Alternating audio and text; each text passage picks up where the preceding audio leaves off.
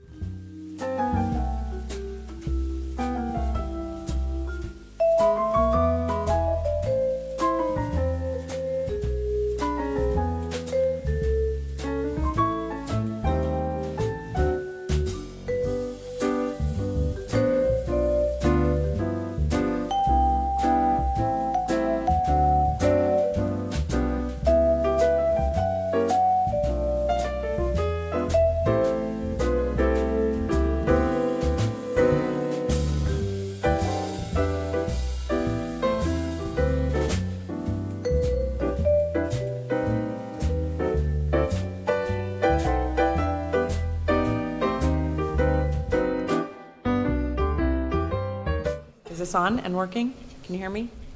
Great. I'd like to call to order the meeting Silicon Valley Clean Energy Authority on Wednesday, September the 12th, 2018. I am going to start the meeting by announcing that Director Smith is not physically here, but is calling in and should be on the line. Director Smith, can you hear us? Yes, I can hear you. Terrific. As we've done in the past, we'll have any item as we go through it. I'll call on you first, so you'll have an opportunity to make your comments. And of course, if you have any additional thoughts after discussion, you're welcome to pipe in again, but that way we hopefully won't forget about you. Okay, thank you. Okay. I'll start with a roll call, please. Yes, Chair Corrigan. Here. Director Smith. Present, Director Smith. Yeah, here. Thank you. Alternate Director Inda. I'm here. Alternate Director Yulo. Director Miller. Here. Director Sinks. Here. Director Rennie. Here. Director Gibbons. Here. Director Bruins. Here. Director Craig. Here. Thank you. I will note that Director Cortese, Director Harney, and Vice Chair Abikoga are absent. Thank you very much.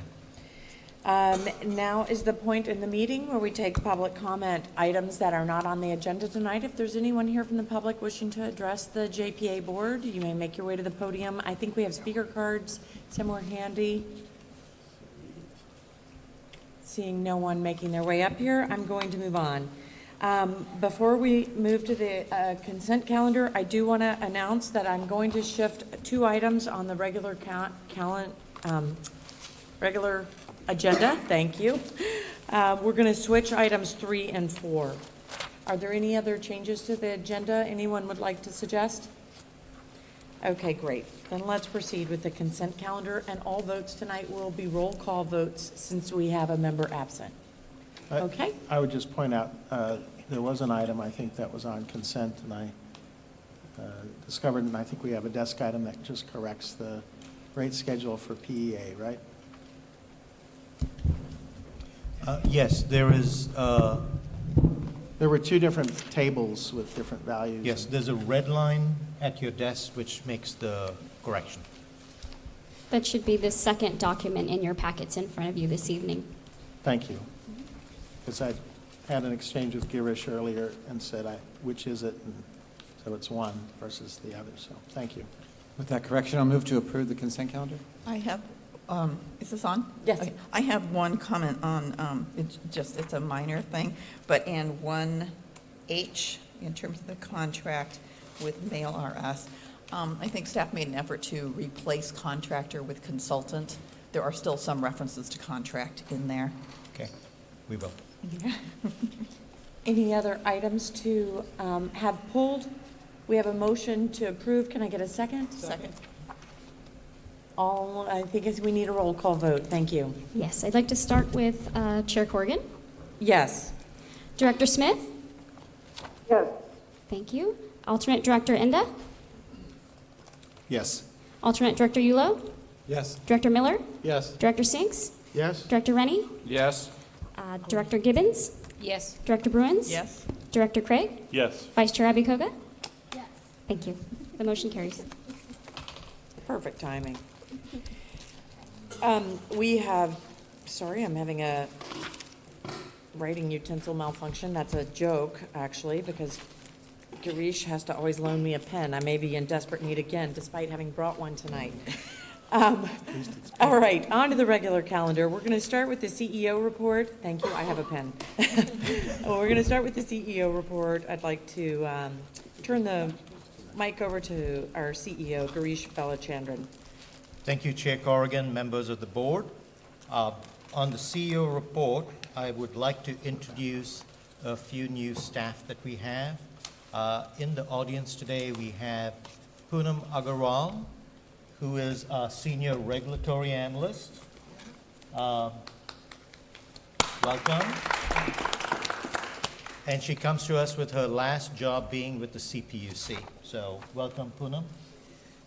To her left, to your right, we have Karen Pauls, who is going to be with us for several months. She is helping us with some process mapping and process improvements in various areas of our organization. So she also has worked in some past lives for Arco Solar, and her background is in engineering and material science, but she's decided to do this for us for a few months. We I'd also like to introduce on that end Colleen McCamey.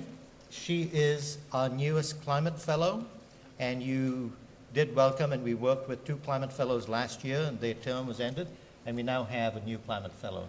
Welcome.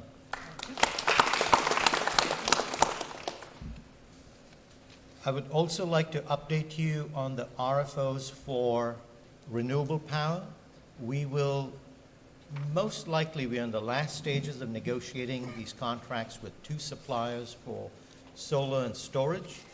Andrea will be reaching out to you to get times on your calendar for a meeting, special meeting between October 22nd and 31st to hear that item.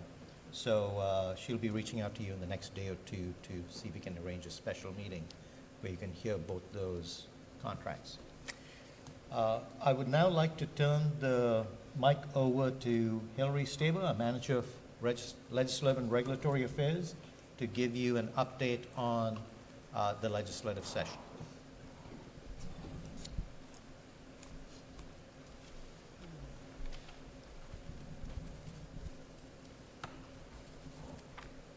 Good evening, directors.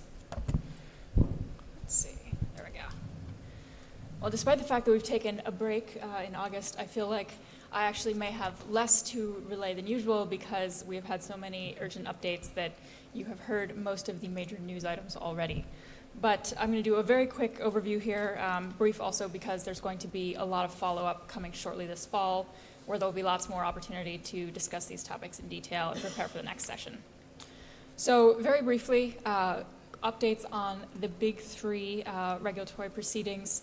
As you know, the PCIA vote has been pushed back from the 13th to the 27th of September. So a huge thank you to all of you who have helped with letters and outreach on that.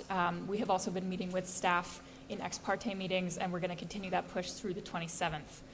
On the resource adequacy proceeding, which really centers around how CCAs impact reliability planning in California, that proceeding has been essentially suspended since our last board meeting. The commission realized that it had more or less spiraled out of scope. There were a lot of issues that they hadn't initially planned on, and so they are developing a new schedule. We're expecting a lot of action on that upcoming this fall. And similarly for the integrated resource planning proceeding, that's been quiet since we submitted ours on August 1st, along with the other load-serving entities around the state. But the commission has been reviewing those, and we are already beginning to hear sort of the rumblings of the next phase of that proceeding.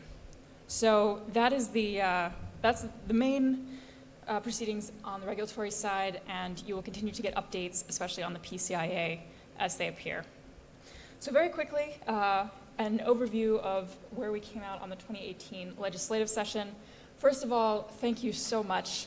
You have all gone above and beyond, and I'm incredibly grateful for the fact that all of you helped us so much with advocacy, because your voices are the ones that really matter in a lot of these debates. So thank you for all of your outreach. As you know, we are at the end of the legislative session. We are now in the veto period, which means that something can happen any moment between now and midnight on September 30th, especially given that all of the bills that Governor Brown prioritized for signing before his climate summit this week have now been dealt with, so everything else is kind of anytime he wishes.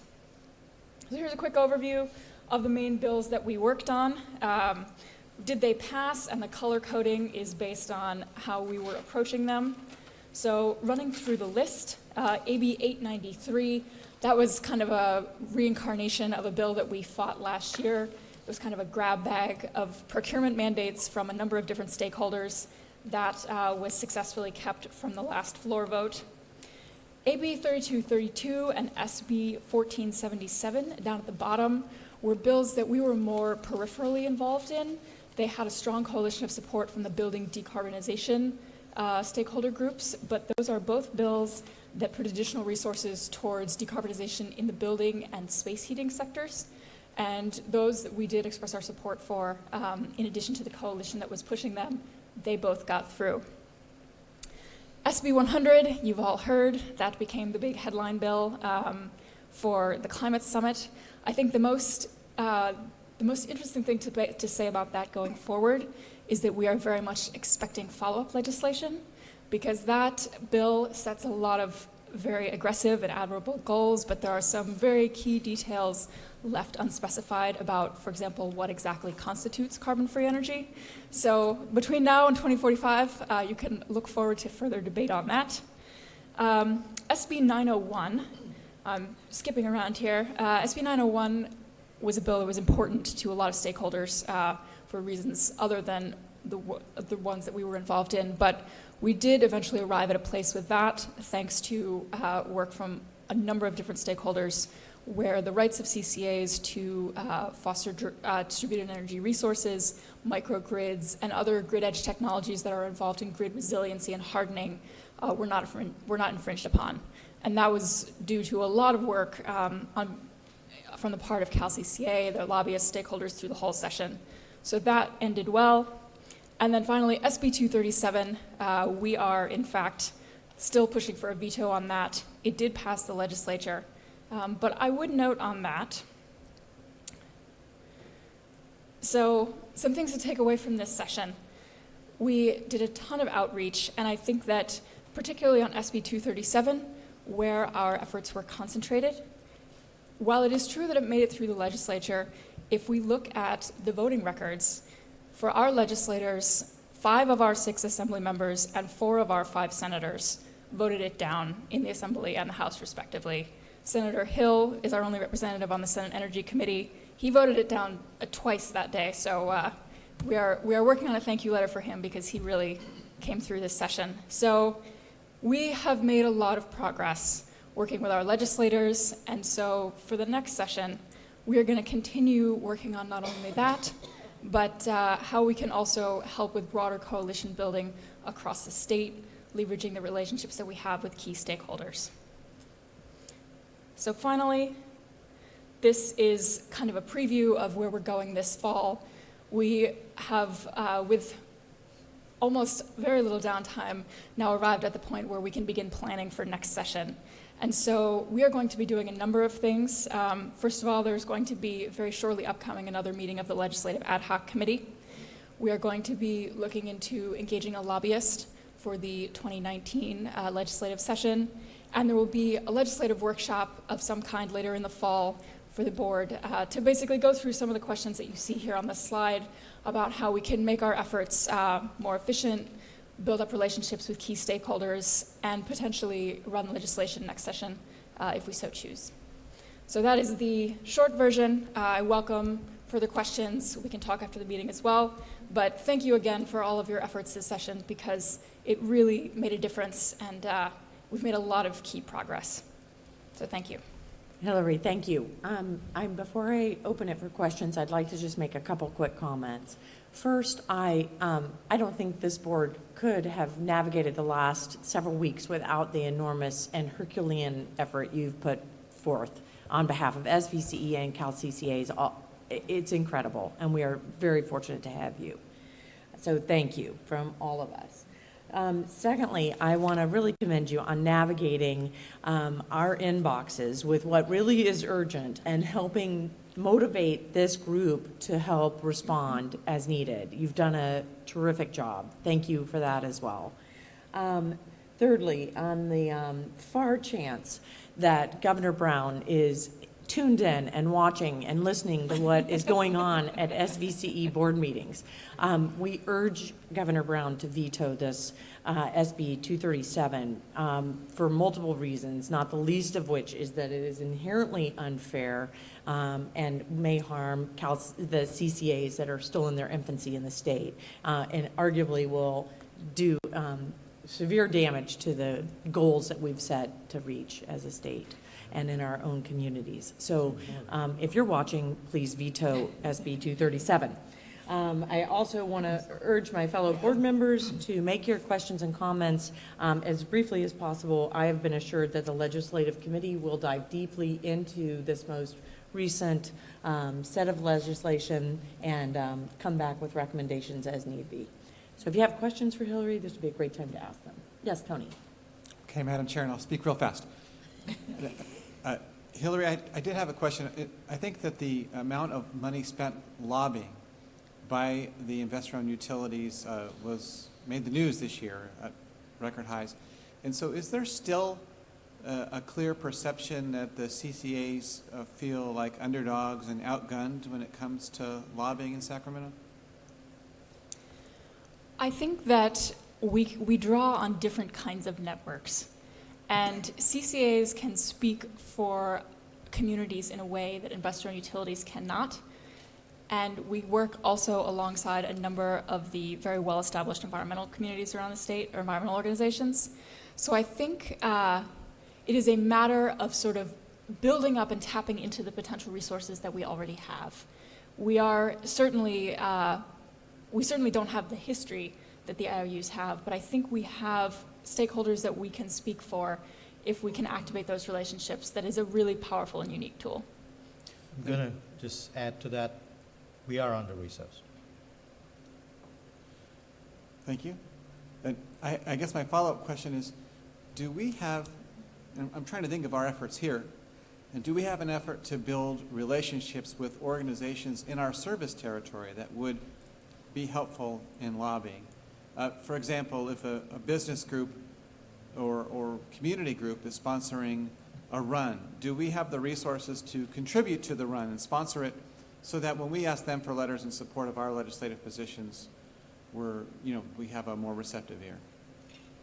And that's probably going far afield from where you're normally responsible for, but so maybe, Garesh, maybe we could comment on that. So a couple of these questions that deal with how lessons learned and how we want to address the future, I would like for us to defer to the ad hoc legislative committee so we can talk about strategy with the ad hoc committee and then bring it back to the full board in a more thoughtful manner with maybe a request for resources and things like that. So your question is it's a question that has been discussed at the CalCCA board too, about getting those kinds of resources at a state level too.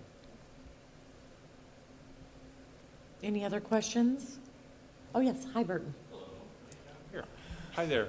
I just wanted to see if there was any summary of comments that the legislators who voted for SB 237 made. I'm kind of curious, with all of the opposition that was directed towards them, what swayed them? I would say, very briefly, it had very strong support from labor, and that may have been the linchpin in its success. But if you'd like to talk more in detail, I'd be glad to follow up after the meeting. Okay, no, I was just curious if anybody had made a public comment stating, you know, I'm really for this because of X. And, but thanks. Nancy, I already forgot about you. Do you have any questions or comments you'd like to make at this time? No, I would just like to say that I appreciate all the focus that staff put on this and identifying the issues and to rally the board members to be effective advocates for Silicon Valley Clean Energy.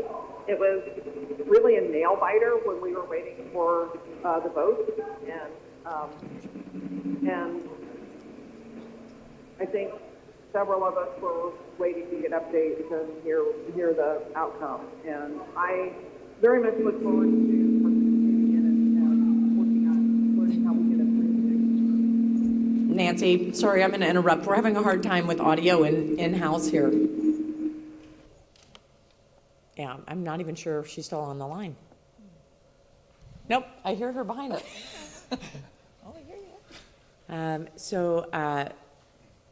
I assure you I will come back to Nancy's comments if she'd like to be have a chance to be heard again. Anything else you'd like to add to the CEO's report? No. Okay. As I stated earlier, we're going to flip-flop items 3 and 4, so we'll move on to item 4 right now, approving the amendments to SVCE benefits package. To introduce this topic, I'm going to start with Burton Craig. No? Yes? Yes, as the chair of the Finance and As Administration the chair of our Committee. Finance Committee, thank you. Yes, so for both items 3 and 4, the Finance and Administration Committee, probably not. There we go. The Finance and Administration Committee and the board, the board, have had about 5 separate discussions over the summer in the development of the benefit recommendations that are being presented tonight and the recommended budget. The Finance Committee has met 3 times, and the board has met twice to discuss the financial and workforce impacts. The committee supports the benefit recommendations as being both competitive in attracting and retaining talent and affordable to the agency. The operating budget is being recommended tonight and was developed with a conservative approach to various risks facing SVCE, but also presents the agency in a financially stable condition. And we, again, heartily recommend that the full board approve both items 3 and 4. Thank you. Thank you. Are there any comments from staff? We are ready to make our presentation. Please. Thank you. Thank you, Director Craig, for that introduction, and good evening, Madam Chair, as well as fellow directors. So just to brief you on why we've been talking about benefits for the last several months is that the agency is in a much different place than it was back in 2016 when the current benefit structure was developed. We are no longer a concept. It's a real agency. We're no longer living off the member agency's funds, but we are now self-sufficient and financially stable. And it's also a different environment that the agency is in today than it was back in 2016. And just around that circle of SVCE are not only increased demands of the agency, but in turn increased demands of our employees. And the time is now more than ever to be able to attract and retain the top talent to keep SVCE thriving. And we have all sorts, and that's certainly not a comprehensive list, but all sorts of demands on the agency, whether it's customers expecting more, which they should, issues, as you just heard from Hillary, with the CPUC, as well as legislative programs you'll hear later from Amy, as well as maintaining strong finances with the creditors. So achieving SVC's mission, you're going to see in the budget presentation that we've taken certain assumptions in this budget that would show us with less revenues next year than where we currently are at. And normally, the reaction would be, if you have less revenues next year than this year, let's freeze positions, let's cut benefits, let's not hire folks. That's usually one of the knee-jerk reactions. And our proposal tonight is counterintuitive to that, and that with all these challenges facing us, is now more than ever we need to be able to enhance the benefits to not only be competitive and enhance the employees' work life, but also keep this agency alive. And so our objective tonight is to manage our business risk not only being helping out employees, but also a risk to this agency if we don't attract and retain employees. By changing our employees' benefits to create enterprise-aligned incentives for a healthy, happy, and productive workforce. So we will focus tonight on time off enhancements, and we have 4 policies to present, as well as health and welfare. We also did do a compensation study, and that's built into the salary tables of the budget presentation and the resolution, so we'll cover that in the separate presentation. But this, for benefits, we'll look at time off and health and welfare. And if you think we've been talking a lot about compensation and benefits, it's because we have been talking a lot about compensation and benefits over the last 6 months, and it's important. It's an important topic to spend a lot of time on. And we kicked off this topic back in April with budget priorities to this board. I'll point out that in July, we also conducted an employee survey to get feedback from the employees on what benefits that they're looking for. As Director Craig mentioned, we had several meetings throughout the summer with the Finance and Administration Committee for input and development in tonight's proposal. With the conclusion of bringing a proposal to you and recommendation tonight to this board, our feeling is that once these benefits are voted for approval, that this topic, let Girish and I then go to work in implementing this, but we'll probably be set with compensation and benefits for the next few years. So let's get right into time off. We're looking at 4 proposals tonight. So challenges such as work-life balance. We have a solution, which is a policy that would provide the week between Christmas and New Year's Eve, any business days between that week would be paid holidays for our employees. We essentially would be shutting the office down. And in the policy, we have it that this would be a 2-year trial. We'll come back to you in 2020 to see if there was some sort of risk to operations by shutting down the office that week. So we'll have a chance to review this if it doesn't work. But that's proposal number 1 for time off. We also have a small workforce, and you'll see in the budget that 90% of our cost is power supply. We have low overhead, keeps us nimble, but also means we have a small workforce. And so many times folks have to work weekends and nights and holidays just because that's what we have to do. A solution for that would be to offer a management leave policy. It would be up to 40 hours of paid time off for exempt employees. Our thought process there was folks that are working after hours, non-exempt employees are paid overtime. This management leave would be a little different, though, than paid time off in that you would not carry it over to the next year. It is not something that you would cash out if you leave the agency. We also want to support time off with supporting the mission statement. So we also have presenting tonight a volunteer time off policy, provides up to 40 hours of paid leave for qualified volunteer activities that support the community that we serve. We think that makes sense. And then we want to have flexibility. So we also propose tonight an unpaid personal leave policy. This would provide authorization for the CEO to grant 80 hours of unpaid leave for those emergencies that occur. And if someone is out of paid time off, emergencies happen, we want to have that flexibility to be able to handle that. So these are the 4 time off policies that we're proposing tonight. Now let's get into health and welfare. So to the left is where we're currently at with benefits. So we have $1,000 a month of employee only covered for health premiums. It does not include dependent coverage or vision. And we recently, back in July, set up a flexible spending account for employees, but it's employee funded only. So our proposal tonight is to increase that $1,000 a month to $700 a month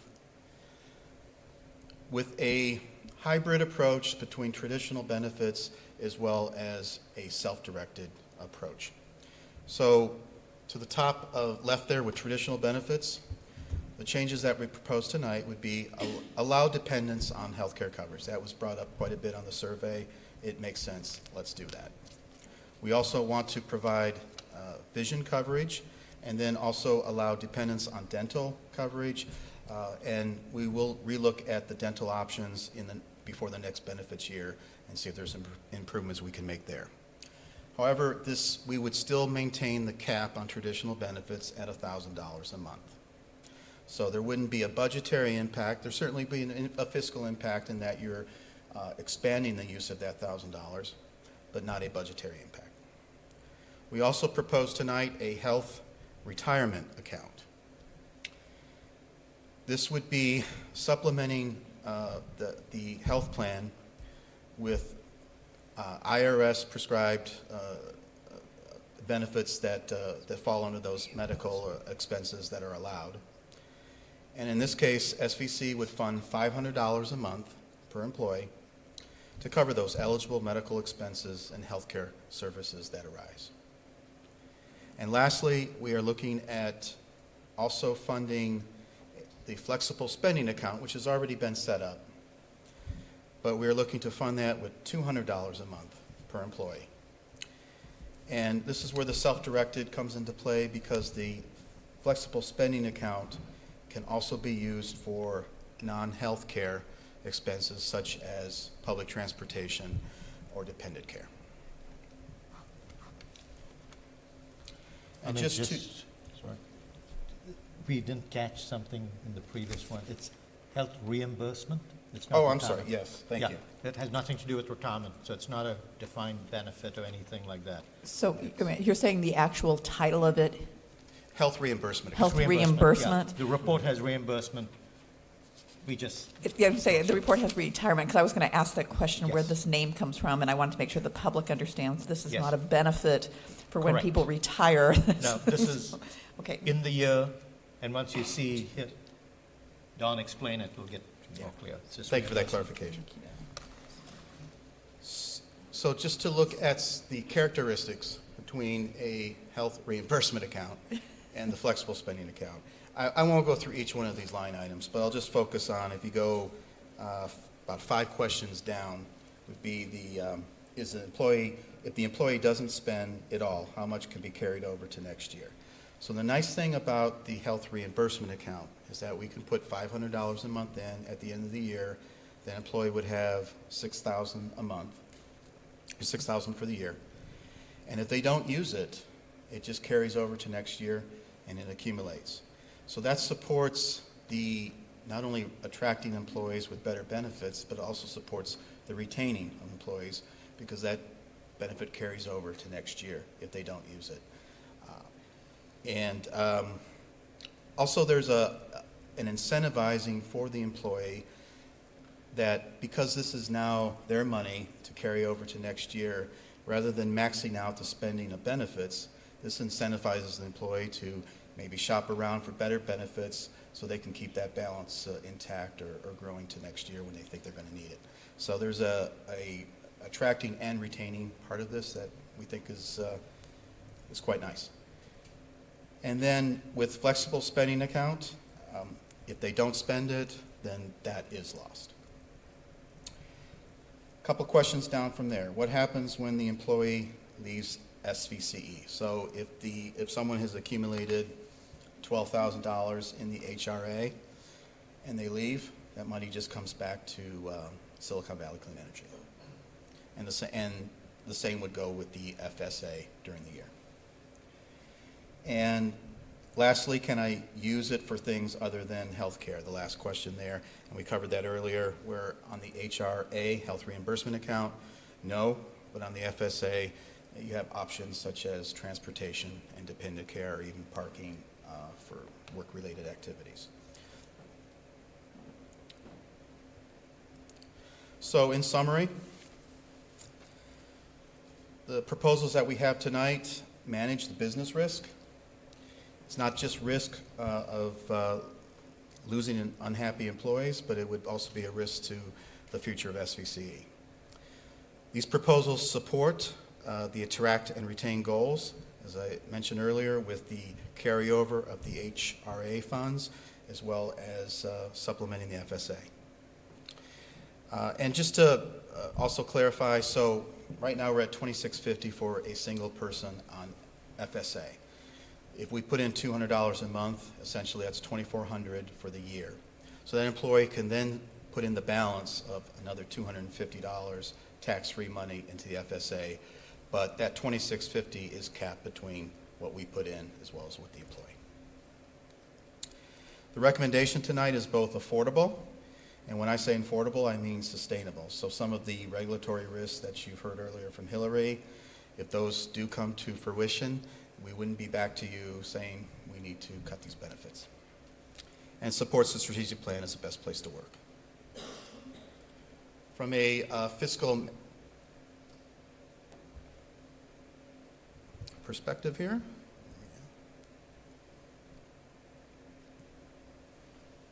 sure it's going on. Okay, there we go.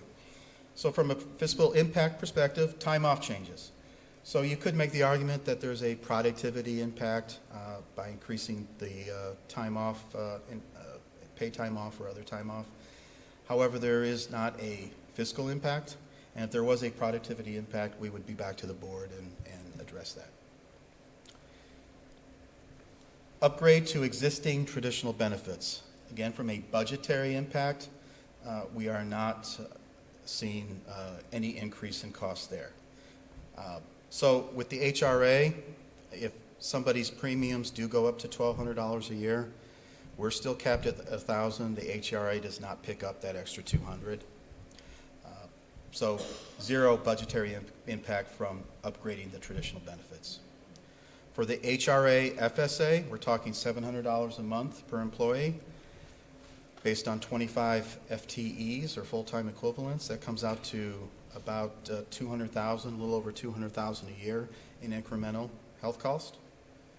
And our all-in benefits, looking at this from a $1,700 per month per employee, assuming everyone participates, would come out to about $500,000 a year in total benefits cost. And just as a reminder, our personnel cost, including this proposal, would be around 2% of our operating revenues, and we still remain competitive from not only other CCAs, but also we looked at the JPA, Public Power, as well as Sunnyvale and Mountain View as two of our member agencies to see how we compete, and is this also competitive in costs, in that this amounts to around a 25% adder to salaries and wages.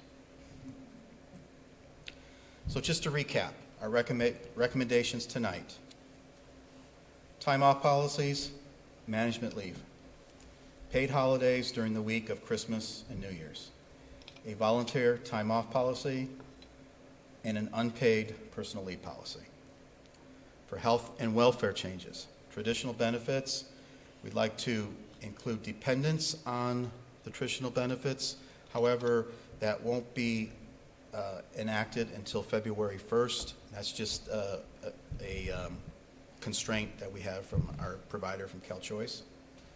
But we can act on, for October 1st, begin paying for vision out of the traditional benefits, as well as including dependents on dental. And for the health reimbursement account, as well as the flexible spending account, it's a funding of $500 per month per employee for HRA and $200 a month per employee for FSA. And our roadmap over the next 3 or 4 months is, assuming board approval tonight, October 1st, we'll have in place the time off policies, as well as the improvements to vision and dental. We'll then go to work between now and February 1st, really the new benefits year, to begin that implementation process. And that also includes extensive employee communications. We'll have an enrollment period in January 2019, and we will have better benefits in place February 1st, 2019. That concludes the presentation. I do have a supplemental slide that just gives an example of where we think this is going to be very easy to use for the employees, and that they would have a debit card for the FSA and a debit card for the HRA. And there's some details we need to work out, but we're going to try to make this as simple to use for the employees. Remind the board that this is a voting item tonight, and I defer to the board for decision and/or discussion. Thank you. So by way of procedure, we're going to have questions from the board for Dawn, then we'll have public comment on this item, then we'll bring the conversation back up here. I'll call on Nancy first for her thoughts, then board comments, and hopefully we'll get to a place where we're ready to make a motion and take a vote. Okay? Are there questions for Dawn? Yes, hi, Tony. So apologize if I missed something here. Can you talk again about the holiday policy? You mentioned that you're going to be offering time off between the New Year's or Christmas and New Year's break. What do we have going on now versus what their policy is that's going to make this a revenue neutral? It will, right now, we currently have the office open between Christmas Day and New Year's for business days, and the office is open. And if somebody wants to take the time off, they would just use their PTO or paid time off. What this policy would do is instead of somebody using their PTO during that week of Christmas and New Year's, we would make that a paid time off holiday for the employees. So for 4 days, yes. So when we say no fiscal impact, we mean is that we're going to pay the employee to be there or pay them not to be there, but there's no fiscal impact there. There might be a productivity impact, and that's why in this policy we have this enacted for the next 2 years, and then we want to come back to the board in 2020 to review it to see if there was an operational risk to the agency. I guess what I'm getting at is if the employees have their set PTO, right, and so they're given a certain amount of hours every single year, right? Are they allowed to carry those hours or cash those hours out? Is that part of the policy at all? So they can carry over a maximum of 240 PTO hours. Okay. And we do not have an option right now to cash out PTO ahead of leaving the agency, but if you did leave the agency, you would get whatever you have accrued. But what we're offering here is instead of using your PTO, these would be paid time off holidays between Christmas and New Year's. So are we offsetting the PTO that staff currently have with the 4 days that we're now going to pay them for?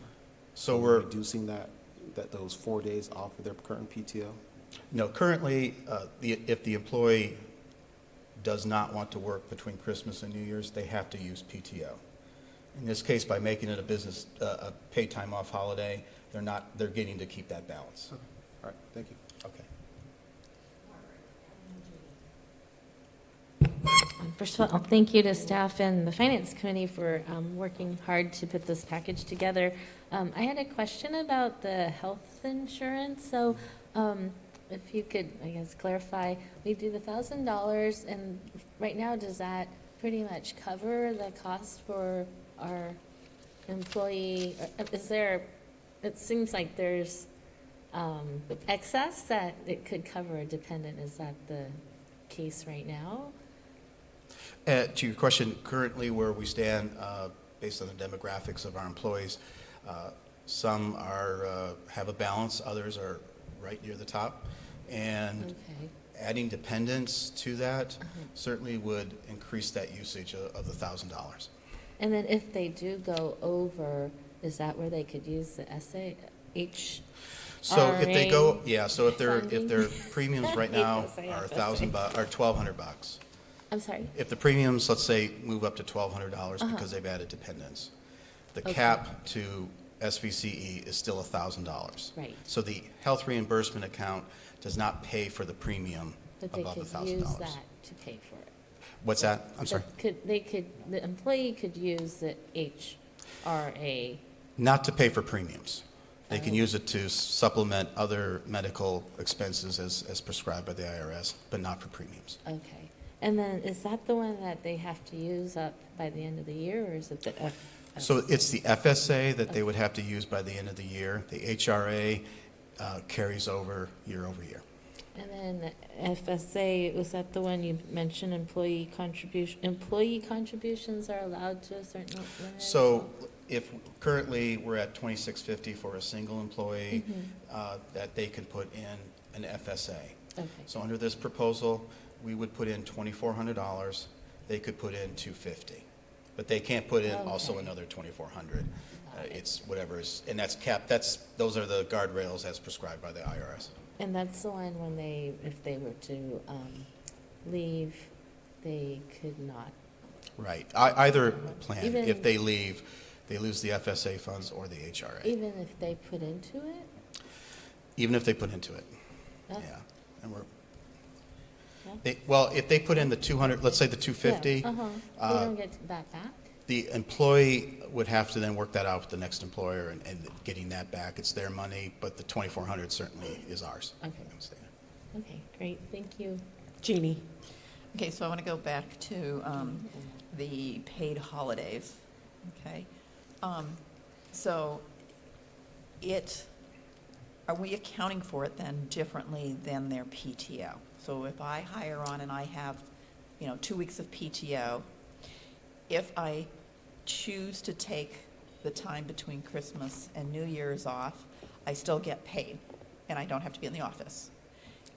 Can I choose to be in the office, and then does that week get added to my PTO, or is it use it or lose it? Well, with the PTO, you can carry it over.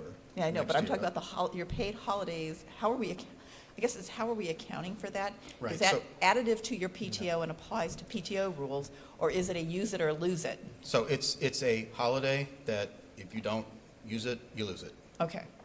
Okay, that's what I wanted to make. If you have I think that's what 160 Tony was kind of hours- going for, trying to figure out what we. Right. If you have 160 hours of PTO, this does not impact that balance. Right.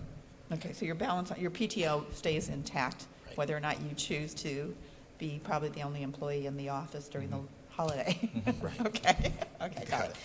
And then on the HRA, how do we account for it in terms of our books? Because and where I'm going with this is, there's no cap on this thing, okay? So if I'm a 10-year employee at $6,000 a year and I've never touched this, I have $60,000 of Silicon Valley Clean Energy money sitting where? Do we accumulate this all in a separate account? So And we're it not would- setting any, and are we going to set any cap at some point? Well, I think in the next couple of years, when we come back to benefits, we'll have an answer better for you on if we do need to set a cap. But just to answer the accounting question, it would be treated as a liability on the balance sheet. That's been earned by the employee, and as long as they're with us, that accumulates, and you would see that as a liability on the balance sheet. So I guess what I'd like to suggest on that one is that I think once we have it in place, and as you said, a couple of years down the road, to try and understand, to have this full liability remaining on the books for years and years, I'm not sure who benefits from that, because I don't know, unless an employee just has, catastrophic type of insurance, if this is going to now suddenly make up for all of his out-of-pocket, routine expense. I'm just trying to understand how long we carry how much money on the books for this.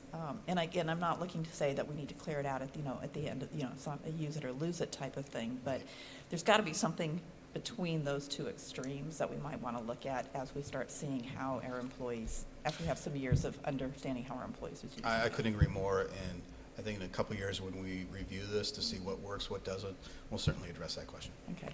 And then the other one, in terms of the unpaid leave, I'm assuming, and it wasn't clear in the policy, so I'm assuming like all of our other, it's up to 80 hours a year. Mm-hmm.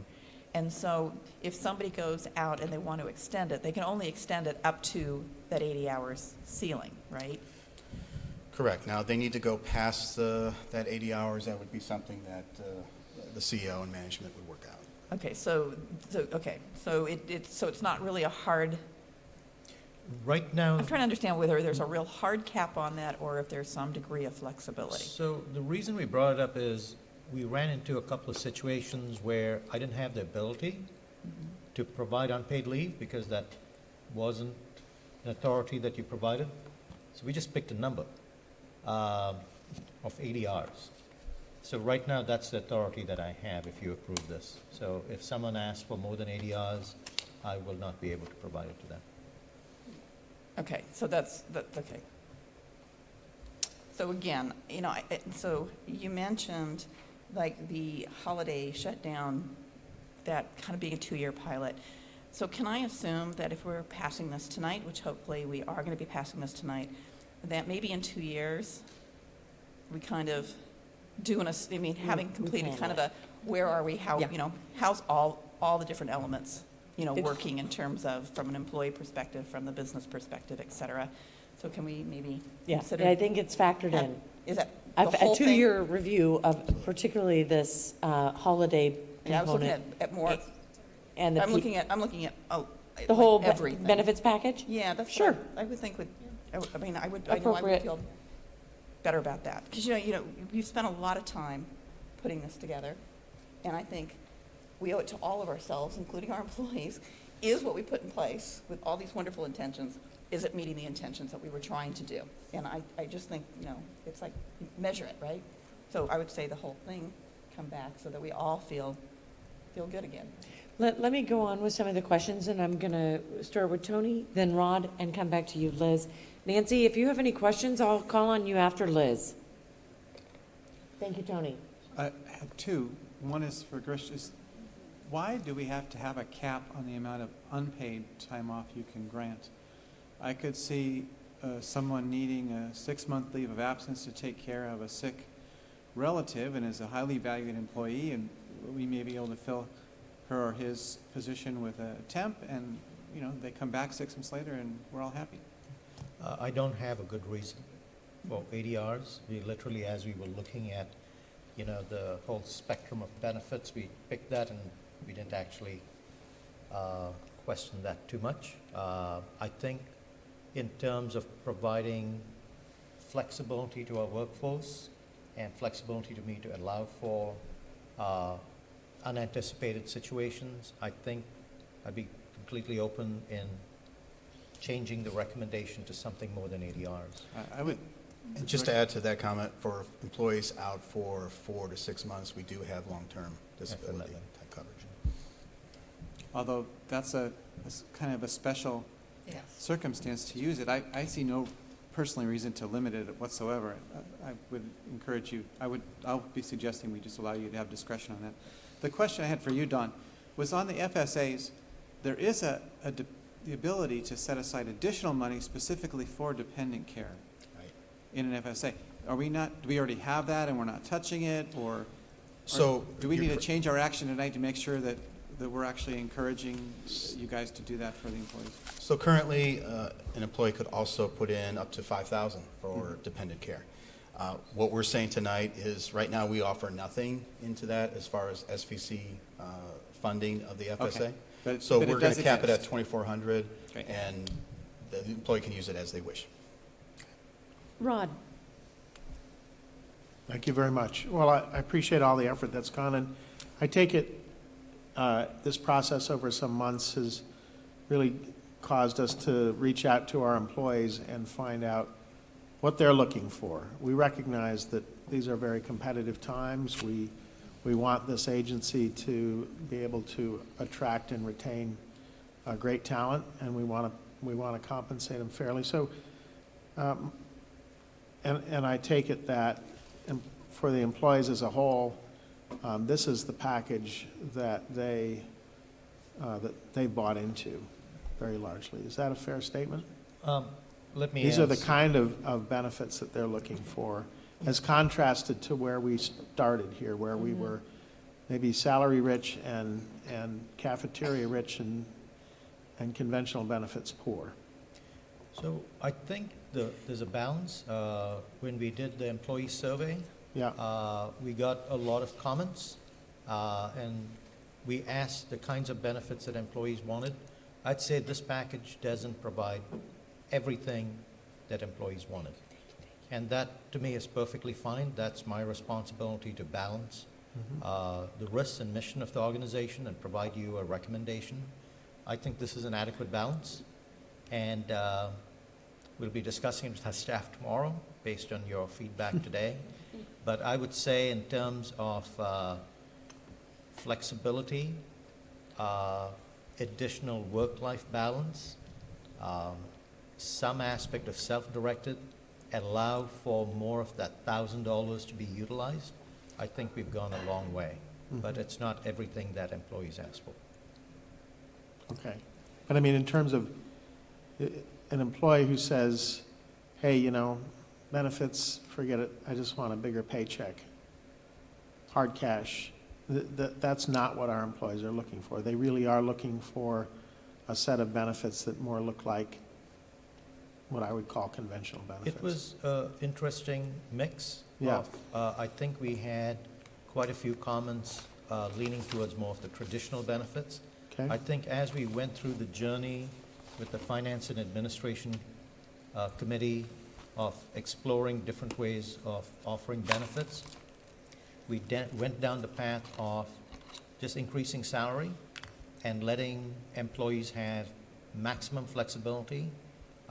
We did not get positive feedback to that proposal from our employees.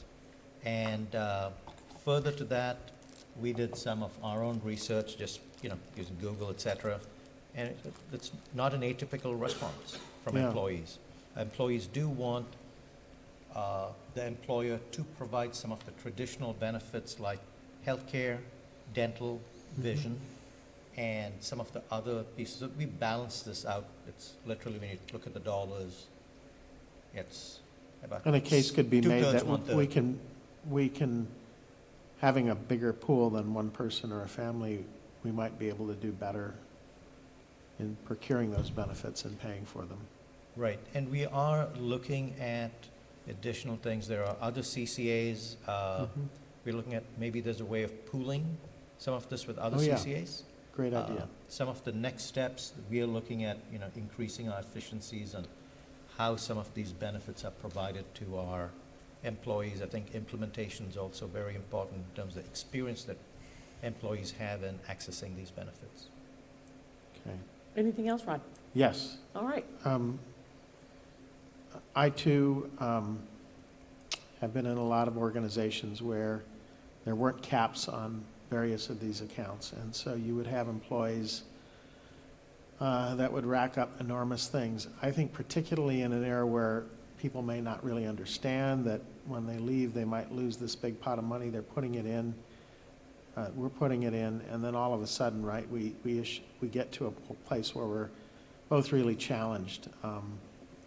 So I too have concerns about any of these things being uncapped, including PTO. I mean, in a lot of companies now, right, the standard is you can accumulate so much, but at some point, it really does become you got to use that vacation or you lose it. And for liability purposes, I really support the idea. When we come back and rethink this, I'd really like us to look at common standards here. But my biggest question that I've sort of saved for the end is this. If we take this action tonight,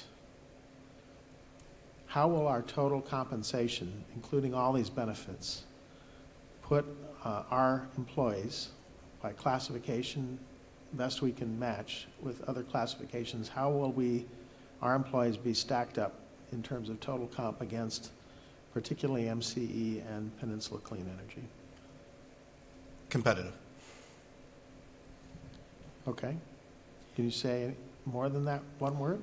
Just a few, we would be a tad bit better than the benefits that's being offered from Marin as well as Peninsula.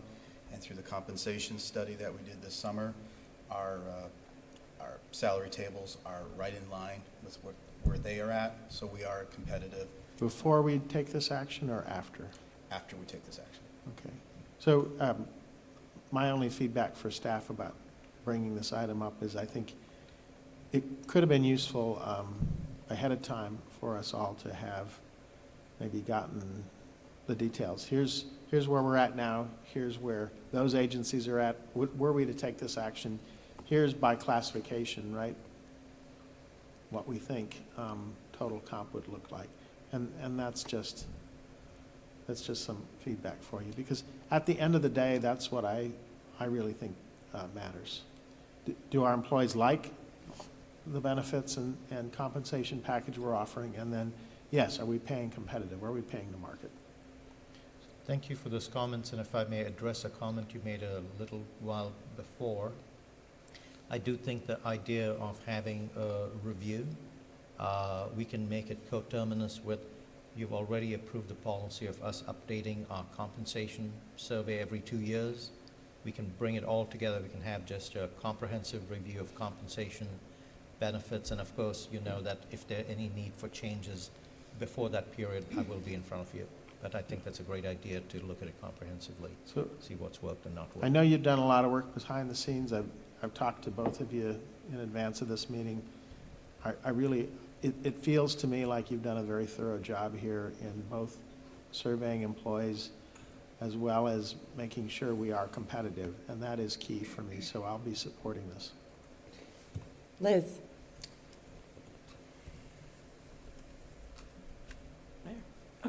Thank you. Not to spend too much time on it, but following on Commissioner Abikoba, or Director Abikoba's question, we talked about a lot, so I may have a confusion here. I thought between the, is it HSH and the HRA. HRA and the FSA. whatever. I thought at one point there was money that the employee did put in that they could take out. They just wouldn't get the money that we put in. So in the FSA, if there's a balance that they put into it and they leave the agency, that's their funds. But the $2,400 that we put into the FSA. So they can take that money with them. I want to clarify that with you, and let me do a little more research after this meeting and get back to you on that. It's a relevant point, because I was pretty sure I understood in our discussions that they could in fact take it with them. If I could Yes, just, please. in terms of quantifying that, Yes, please. that's $250 a year. Yeah, right. And, yeah, so, Right. but we will clarify that. So it's $250 a year Thank you is for the that. maximum amount that an employee can put into an FSA, because we are putting in $2,400. And when we put money into that, that's our money, meaning SVCE. So it's $250 that would be at risk for the employee per year. The HRA, only we can put money in. Employees cannot put money in. It was that simple when we finished our discussions. So hopefully that helps clarify. Okay, thank you. Thank you. Nancy, if you're there, do you have any questions before I open it to public comment? Yes, can you hear me? We can hear you, but at least up here, it's difficult for us to discern what's being said. I don't know if you guys can hear what's being said better than us. I'm getting a few shaky hands. Give it a shot, Nancy. Let's try to see what we can work with here. Okay, I appreciated the comments about staff getting, or the people planning the benefits getting input from the staff. So, and that the proposal morphed a bit to that. So, could you describe kind of the mechanism for getting the staff input? Nancy, we're getting some feedback here again. Can you hear me? Yes. Yeah, sorry. Nancy, are you on speakerphone or are you on regular? I am on a cheap headset. We're getting a fair amount of feedback. If you're Nancy. on speakerphone, can you come off of speakerphone? I think we lost her again. So I'm happy if there's a way to do it for her to just call me or text me on my cell phone and I will read her question out. I don't know if that's even allowable, but in an effort to find a quick solution that's workable here, Nancy, I'm happy for you to send a quick email to Andrea and she can give you my personal cell phone, which I have with me at the dais. I will keep it. Yeah, go to public comment. Or let's go to public comment. Okay, if there's anyone here who'd like to ask any questions or express any concerns or thoughts about this, I welcome that now. Seeing none, I'm going to bring it back up here for board comments. I did suggest I'd let Nancy go first, but since she's not able to tune in right this minute, I'll start with you, Howard. Sure, I had no questions, but I want to just set some context. You know, when we started this thing in 2016, now I know cities did a lot of work before that, but when this board formed and we started, we did have this issue of switching from some staff support to a paid organization. And as we went through 2016, we started hiring people and the questions of benefits came up. And you have to put yourself back into those board member shoes. We were on borrowed money that came out of our city's funds in cities where some of our fellow council members were saying this is a crock, we shouldn't be wasting city money on it, right? Many of us lived through that. And so when we started, and I apologize to staff, plug your ears, we were chintzy.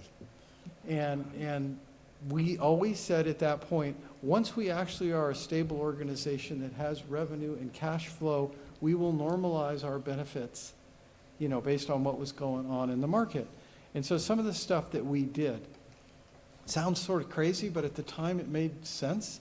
We provided a health plan with no dental, no vision, no possibility for you even to pay money to put your dependents on the plan, right? That is where we started, and we were a startup on borrowed public money. We had to be there.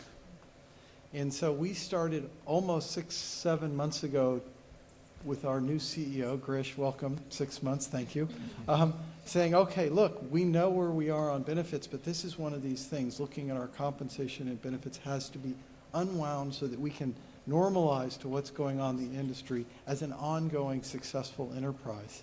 And so this process and where we've come has come out of that.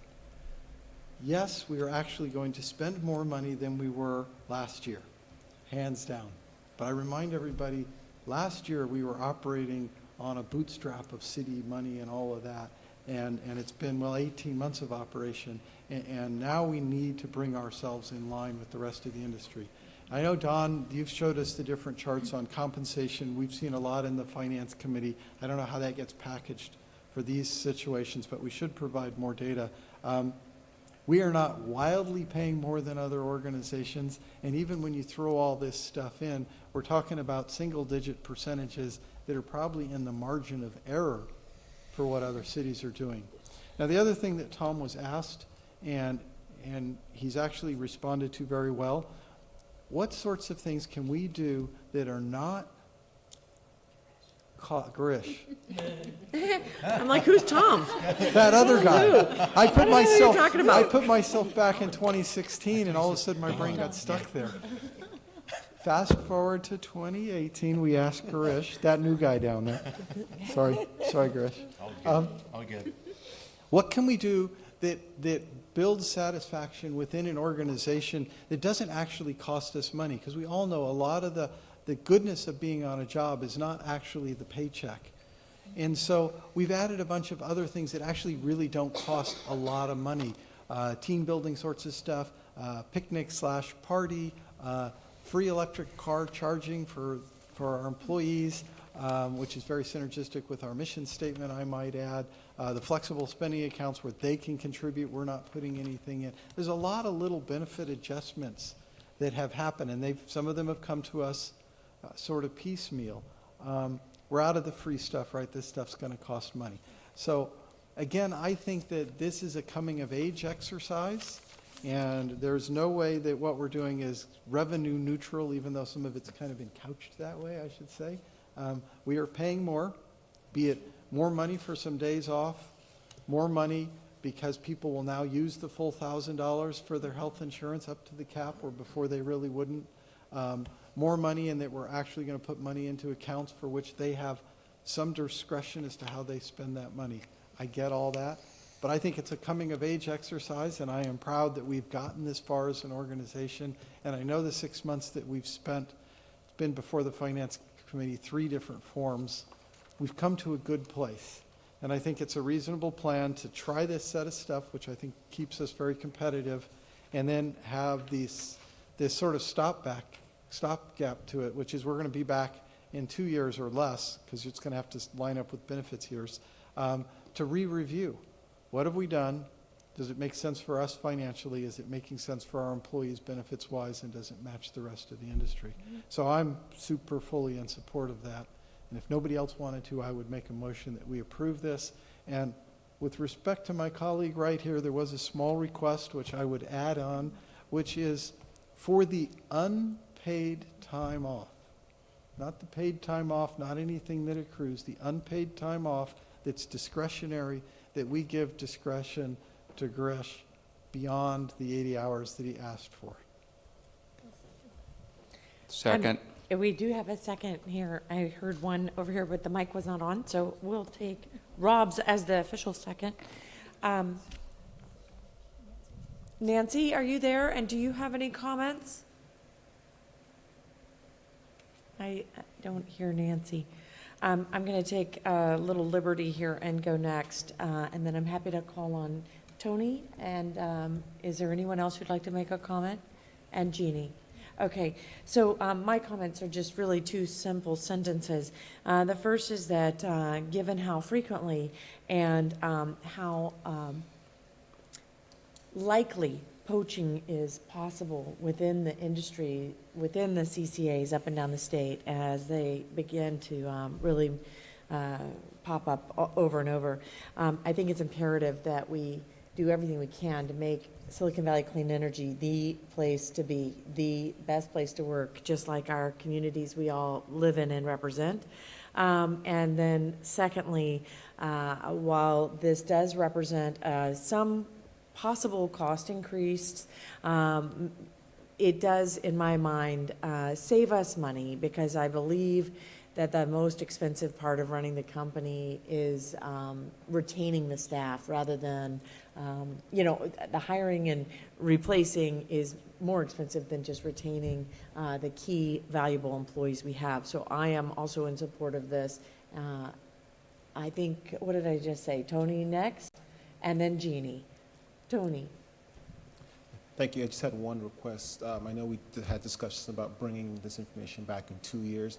I think that might be a little too long. I think if we're doing a pilot, we may want to look at this sooner than that.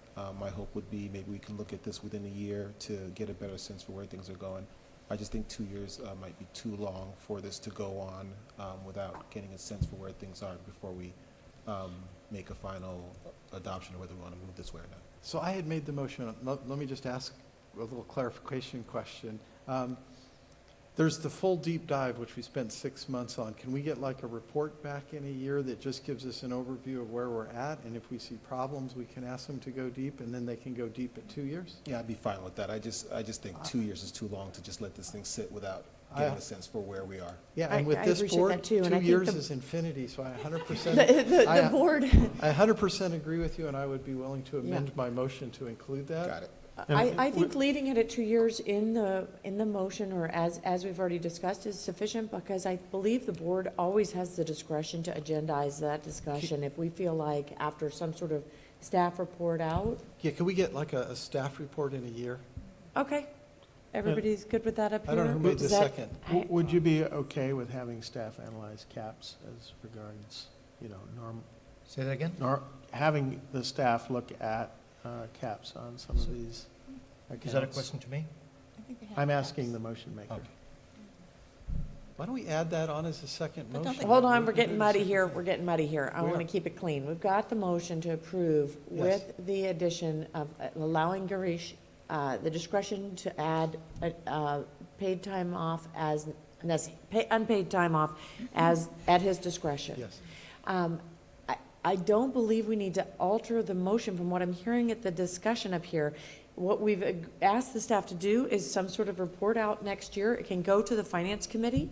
If the finance committee is concerned about anything they see, of course they could ask for it to be agendized and fully discussed at the board next year, and the board would have the authority to make any decisions as necessary. You want to treat it as direction to staff to give us a report of how's it going in a year? And I think that's very doable from the head nods I've gotten when I look out. Yeah, you didn't ask, but my preference would be to bring an information report back to you. Given everything we have on our plate, Right. and the amount of time and the friction that it causes within the organization to talk about these things, and given the dollars that we're talking about, we're looking to improve efficiency. So I think a report, an information report to you next summer would be no problem. Yeah, I think everybody's nodding in agreement. That's good enough. All right, if you're done, I'm going to take it on over this way. Okay, you addressed one of my concerns, because I don't see us doing a full report out or something like this because, at a year, but if we can have a communique within a year, at a year on this, that would be sufficient for me. But I want to come back to this thing in terms of the unpaid time off. So my thought process is unpaid time off as written right now, I view that as something that the employees use kind of from a unexpected event, kind of like the emergency type of event. Something's happened, I've got, somebody died, I've got this relative who's got special needs, I can't just do, traditional time off for that, I really have a bigger problem. It's an emergency, it's an unplanned type of situation. That's when I saw this unplanned, that's what I'm thinking of.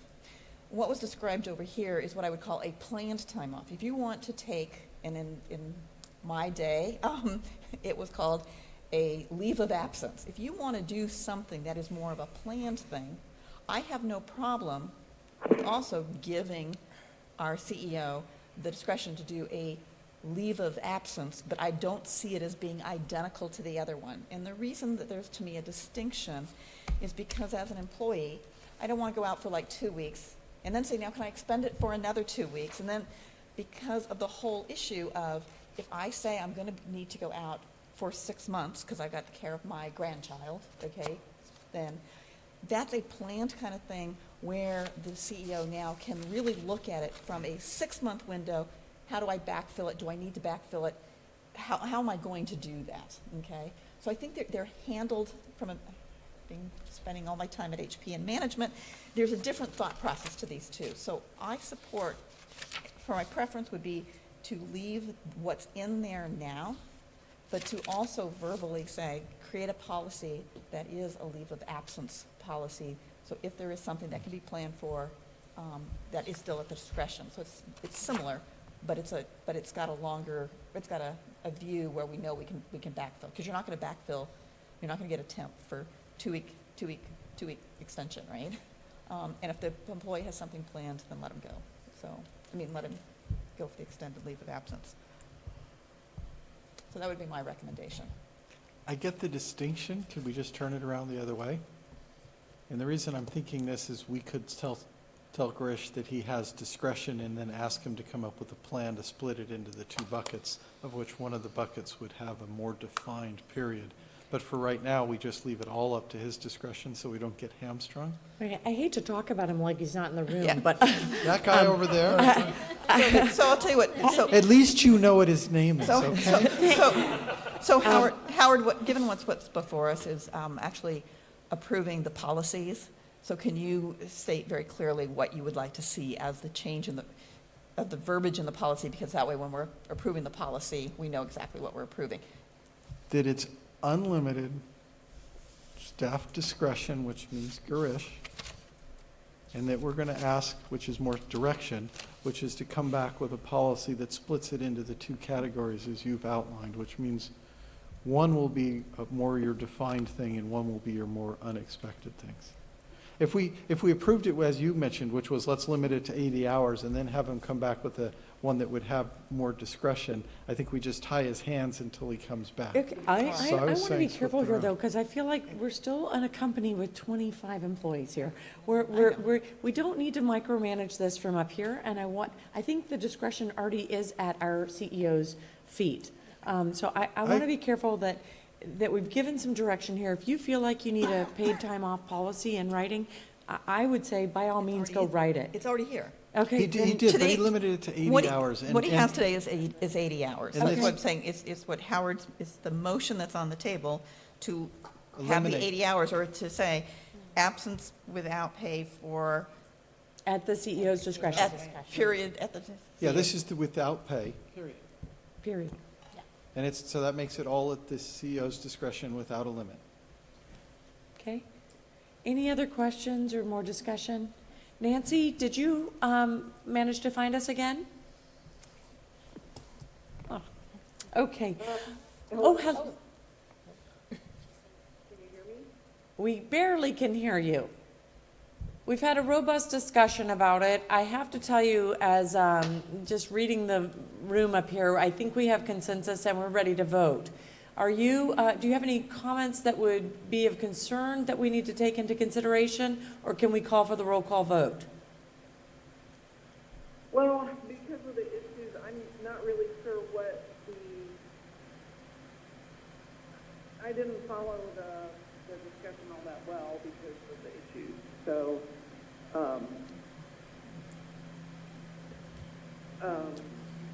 it's a little awkward, I guess, but as I understand it, the motion is to give Grid the direction to come back with a policy regarding what exactly? Extended unpaid time off. Okay, so he'd be coming back with further clarification on that, and otherwise, we approve it as it is? Otherwise, we approved it as is. Or that's the motion, okay. Yeah, my only question was, well, I guess, since there's a motion on the table, it's fine. Okay, I'll just save my questions since I missed the opportunity. Okay, thank you. Andrea, I'd like to call for a roll call vote, please. Sure. Director Smith, I'll start with you. Your vote on this item, please. Yes. Thank you. Alternate Director Inda? Yes. Alternate Director Yulo? Yes? Director Miller? Yes. Director Stinks? Director Rennie? Yes. Chair Corrigan? Yes. Vice Chair Abikoga? Aye. Director Gibbons? Aye. Director Bruins? Definitely. Director Craig? Yes. Thank you. The motion carries. Nancy, thank you. And I want to thank you, Don, for doing all this work, and thank the staff. This conversation can sometimes be very uncomfortable while you're sitting here, but we really do value you and appreciate the work you do. And we love our staff. And we love you, and we want this to be the best place to work. Okay, so we are now going back to item 3 to adopt the fiscal year 2018-19 operating budget and adopt a resolution amending the organization chart, job classifications, and salary schedule. I'm going to start with Burton, who's the chair of the Finance Committee again, and then back to Don. Well, do you want me to say that, basically, what I said before was for items 3 and, basically what I was saying was for items 3 and 4. Okay. So I can repeat it again, or? Nope, we got it. No, we got it. All right. Ditto. Everybody got the Still message? wholeheartedly, the Finance Committee is recommending approval of the budget Great. after multiple meetings over the summer to discuss this. Perfect. Okay, and while Dawn is getting set up here, we'll just take one more second.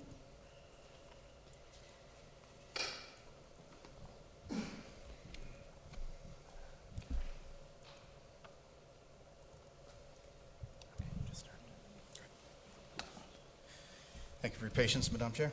No problem.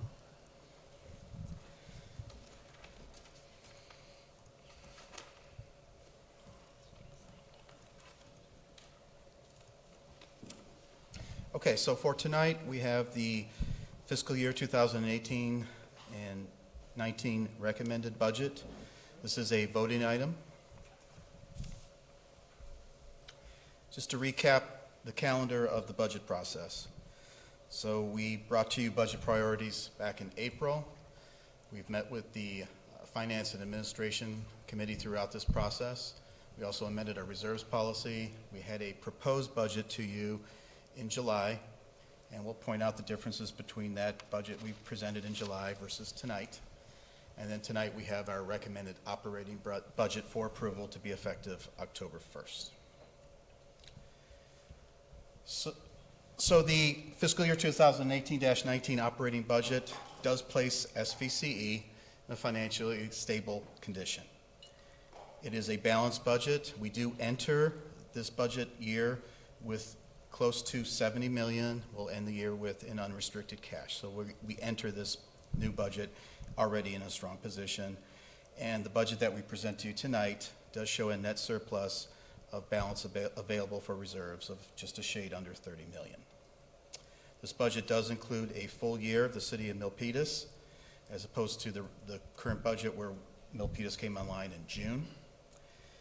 But we do have significant impact from projected movements in the PCIA charge as well as in PG&E rates, and we'll get right into that.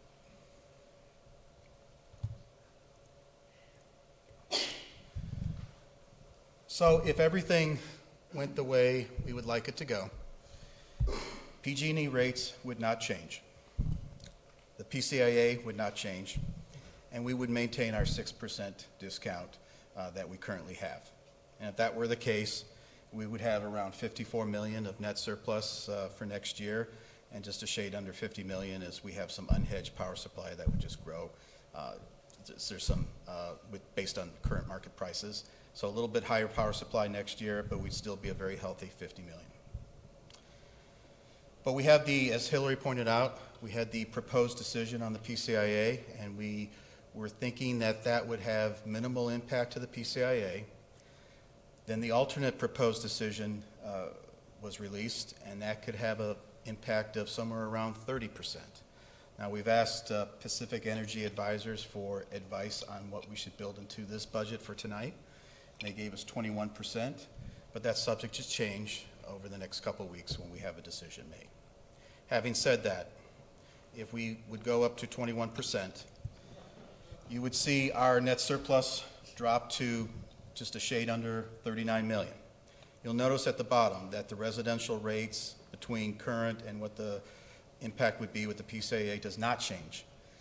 And the reason it doesn't is because I'm assuming in this budget that any increase to the PCIA is not going to be paid for by increasing our rates, but rather comes off our margin. Now, PG&E rates is a significant impact to this budget. In June, they forecast a 13% decrease in PG&E rates. Just recently, it came in around 5%. We'll have another crack at rates in November. For this budget, we're assuming something between that 5% that was released and 13% that was first mentioned. So we're looking at a budget assumption drop in PG&E rates of 8%. And I want to point out that PG&E rates dropping, as by definition, SVCE as a community choice does imply competition, and choice competition should mean lower rates. If PG&E is indeed lowering their rates because of the pressure that CCAs are putting on them, that's a good thing. It may impact our margin, but that's part of the mission statement.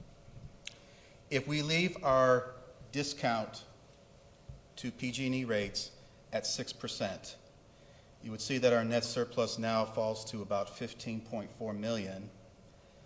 And if the PCI stays at 21% and there's no change to PG&E rates, you would see that we'd start bleeding cash in fiscal year 2020. So our recommendation tonight for this budget is to show a 1% discount to PG&E rates. In that scenario, we have just a shade under $30 million of net surplus. You also would see that the residential rate, and I'm using average rates for commercial, industrial, and I'm looking at rates as of January 1st. Obviously, commercial industrial does fluctuate with the seasons, but I'm just using the rate as of January 1st and a average. You would see that our SVC rates to compete with PG&E would be 3% lower than they are today, and we would still be at a healthy surplus. I also want to point out that I mentioned SVC discount to PG&E rates as a budget assumption only. Don Bray will be back in November, December timeframe to talk about rates and where we're going, but this is just for budget assumptions only. Just to point out some other scenarios with this. If PCIA did come up with 30% increase, and PG&E did actually lower the rates by 13%, you would see that we would be near a break even for this year and certainly bleeding cash in 2020. But indeed, if PG&E does lower their rates by 5%, and a very likely scenario is we end up about a 20% increase in the PCIA, and we maintain a 1% discount to PG&E, we'd have a very healthy surplus, and you would see, because we're already very competitive PG&E, if they do indeed lower their rates by 5%, it would be virtually no change in our rates compared to where we are today. I've set this up as a scenario, so there may be questions you have or scenarios that you want to explore tonight, but our budget assumptions that we are using is 8% for PG&E, 21% for PEA, and maintaining a 1% discount to PG&E. Before I get into the next slides, are there any questions? Howard. It's a question that we may already know the answer to, but just for clarification. This just sets sort of the budgetary parameters that we go forward with, and when we start to get real information about the PCIA and PG&E's rates, then in another meeting, we're actually going to have the discussion about what we're going to do with our rates. Absolutely. So you're going to budget 1%, but we may choose to stay at 6%, or we may choose some other parameter. Okay, perfect. Thank you. Any other questions? Okay. So we covered the reason for comparing to the mid-year, what the decreases and what the causes for that are. So I won't get into the revenues part of this flow chart. Power supply is certainly higher because we have a full year of City Milpitas. We also are, because of regulatory risk, we are filling in our open PCC2 positions with more expensive PCC1. And one of the differences we made with this budget versus June is we also built in 3% contingency, and we saw where that contingency is good to build in based on some very expensive power prices that occurred this past summer. Billing, this would be what we pay for data management as well as Pacific Gas and Electric billing services, slightly higher because we have a higher meter count. Other operating is about $2.5 million unfavorable. We have new positions. We have better benefits, and those benefits that were just previously voted on are built into this budget. And then we have professional services increasing to support all the needs of the agency, such as power supply and legislative and regulatory, as well as a slight increase due to a settlement on the bond methodology. And it should cost us $147,000 as a minimum requirement, but we should also get $100,000 back from CPUC. Debt service, in the consent calendar, we did approve a $20 million line of credit, so we're looking at $30,000 in financing costs. We do not expect to draw on that line of credit, but it's there in case of an emergency and helps us with power supply negotiations. And then programs is just slightly higher than the mid-year based on higher sales. The main revenue inputs would be 256,000 customer accounts, of which the majority are residential, but not a surprise. In our territory, 4 million megawatt hours of energy sales, of which 2/3 is commercial and industrial. So the decisions on SB 237 disproportionately impact SVCE. And a cash flow, our total revenue is coming in $260.1 million, of which 99.5% is based on user fees. And then on expenses, 92 cents of every dollar that goes out the door is based on power supply. And as mentioned earlier on the benefits presentation, personnel is around 2% of our total cost. Speaking of personnel, the organizational chart in the resolution that we're asking for approval tonight includes 25 full-time equivalent positions versus 21 that we have today. The boxes in yellow incorporates the broadbanding approach that we have talked about with this board in previous months. It gives flexibility for SVCE not only vertically within departments, but also horizontally across the agency. And so the boxes in yellow doesn't mean that we're going to fill every one of those. It just gives us the flexibility to move people around. So you can see, for instance, Director of Decarbonization and Grid Innovation Programs, Amy, has 3 positions allotted to her, but she has 8 boxes. And so that's the broadbanding approach that we've talked about, and the job descriptions are attached in that resolution. Projected reserves. So with the assumptions that I gave you tonight, with the where we think we're going to land with PG&E rates, where our discount's going to be, as well as the PCIA, at the end of this fiscal year, because we're already in a good position on cash, we would be at least ending the year already at our minimum target.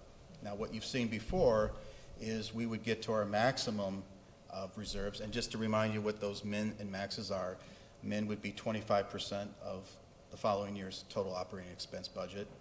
Max is 270 days of cash liquidity, or 75% of the operating budget, and our target is 50%, which is that blue line. We would be, even if under these stressful conditions we've talked about, if those remained intact, we would certainly be at our target within 3 years. And I just want to point out, look at the USS SVCE to the right. You see some cloudier skies, rougher waters. It's in reverse. But you have a strong ship. And I just want to applaud the board over the past 2 years for making decisions that puts us in a strong position as we take on stormier weather, if you will. And I have a list of the items that you voted on that puts us in good shape, and there's certainly many more. So our recommendation tonight is to adopt the fiscal year 2018-19 operating budget. Adopt resolution 2018-10, which shows the organizational chart you saw on a previous slide, as well as the salary tables that were amended based on the compensation study, as well as a 3.4% across the board for min and maxes. That will be part of the performance review process, but those ranges were adjusted 3.4% based on a CPI urban index for Bay Area. I also want to point out that, as Director Miller mentioned, we have several inputs in this budget that are not concrete. And we'll know, hopefully, the PCIA in a couple of weeks. We'll know rates in November. And we have certainly the unknown with the direct access impact. We will true up this budget again in 2019. So what we get wrong tonight, we'll have a chance 6 months from now or less to make those adjustments to this budget to incorporate where we stand on rates and to quantify what that true impact will be with the passing of SB 237, if indeed that happens. Or not. Or not. Stay positive. So, Because Jerry's listening to you, right? so that concludes my presentation. Defer to the board now for discussion and or decision. How about let's start with questions. Are there questions for Dawn? Anybody? All right. You don't feel like you have to.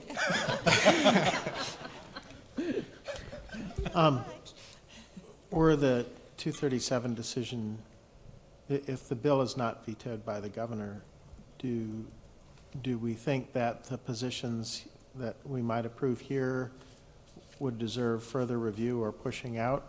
Or are you in a mode to say, we're betting on success, and even with that, even if 237 goes ahead, we think, these positions are warranted and we need these to be successful? It's the latter. Okay. I think you framed it very well. 237 is a risk on a revenue standpoint, but for our future success, both from the power supply side, the decarbonization of programs, data analytics, for us to show that we are actually bringing innovation on an accelerated basis to the Silicon Valley, we do need those positions. Okay, got it. I'm good with that. I just want to remind everybody, this, for some of us, is not our first rodeo. We went through this last year, and PG&E said the same thing. We're going to drop the rates, we're going to drop the rates. So we'll just hope for the same outcome as we go into January of 2019. They just like to keep us on our toes. Yeah, that's good. That's good for everybody. If there's no other questions? When you dance with the elephant, it's easy to get squished, though, so we have to be ever vigilant. I don't like dancing with elephants. Okay, let's, Nancy, if you're there and you have a thought or question, I'd like to give you an opportunity to ask that now. I'm ready to move ahead. I think it was a good report. No question. Okay, sorry, I'm not sure anybody. I think she said she's ready to go ahead. We're good. Okay, terrific. Tony has a question. Actually, I was just motioning to remind you to ask Director Smith if she had any questions, but. Oh, Tony, thank you. But I want to make the motion to adopt this. But no, in the absence of other questions, I'll be happy to make a motion to. Well, let me take comments, Okay, just in thank case there are any comments. I'd welcome opportunity, anybody in the audience who has public comment now, you're welcome to come forth and speak your mind. Hearing none, I'll bring it back up here. Now, Tony. I'll be happy to compliment staff on their work and move approval of the staff recommendation. I'll second that. Any other discussion? All right, can I get a roll call vote, please? Yes, Director Smith, I will start with you if you'd like to make a motion, or excuse me, if you'd like to vote on this item. I vote yes. Thank you. Alternate Director Inda? Yes. Alternate Director Yulo? Yes. Director Miller? Yes. Director Sinks? Yes. Director Rennie? Yes. Chair Corrigan? Yes. Vice Chair Abikoga? Aye. Director Gibbons? Yes. Director Bruins? Yes. Director Craig? Yes. Thank you. The motion carries. And I'd like to make a comment. Yes, please. So I want to commend staff. This is a lot of work. There's a lot of moving parts and such, and not serving on the finance committee or anything like that, and having missed the July meeting. I think you did an excellent job packaging this up, so it was quite effective. And thank you for all the hard work that staff's doing. But I do have one ask, and that is, I love your analysis slide. However, the ask that I have is when we put this out on our website, that we make sure that the one in the packet is the scenario that reflects the budget assumptions, okay? Because if you put one and it skews the whole thing. So if you can make sure we're picking the actual one as the still shot. Absolutely. Okay, thank you. And in the presentation, there's supplemental slides, and there I'll show the different scenarios, and of course the budget one has that surplus with the assumptions for PG&E, PCA, as well as our discount. So. Yes, but with anybody who might be looking at these with short attention spans or what have you, they may not get to the supplemental. So again, I just think the one that's in the snapshot, and as you said, they're in the back, but I want to pull that one up, if that's okay. Terrific. Thank you guys all so much. We're going to move on to item number 5, SVCE High-Level Roadmap. I believe this is going to be Amy. And as Amy comes to set up the presentation, if I may just say a few words Yes, to please. set this up. When we set up the organization, we started off looking at cleaning up power supply, and then we moved to programs. You created a CPAC customer program advisory group, and you just extended their sunset date by 3 months. Thank you very much for that. Since I came on board, looked at our decarbonization plan, I mentioned that we'll bring you a high-level roadmap today and a more detailed roadmap in December. So today what we are looking for from you as we present this high-level roadmap is, are we on the right track? Are these the kinds of things you'd want to see in December? And if there's any input you can give us for what you want to see in December, that'll be great. If what we're presenting to you is what you're expecting, that's great. We'll just continue. There's a lot of work we'll have to do between now and December to get that roadmap done. Amy, please. Thanks very much for that introduction, Girish. and I'm very excited to present to you the draft high-level decarbonization strategy and roadmap. And as Girish mentioned, this is kind of a snapshot, a preview of the direction that we're heading, and so we'd love your feedback and input on where we are to date and where we're going.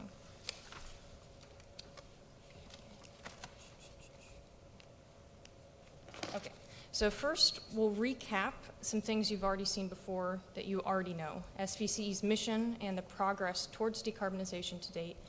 Then we'll go into the draft high-level roadmap and strategy and conclude with next steps. So, as you all are aware, SVCE's mission is to reduce dependence on fossil fuels by providing carbon-free, affordable, and reliable electricity and innovative programs for the SVCE community. I think it's important to remind ourselves of that mission. This entire strategy and roadmap falls out of our mission. And SVCE also, as you already know, has made some significant progress to date in reducing greenhouse gas emissions. So earlier this year, we carried out an emissions inventory, which was presented to the board in July.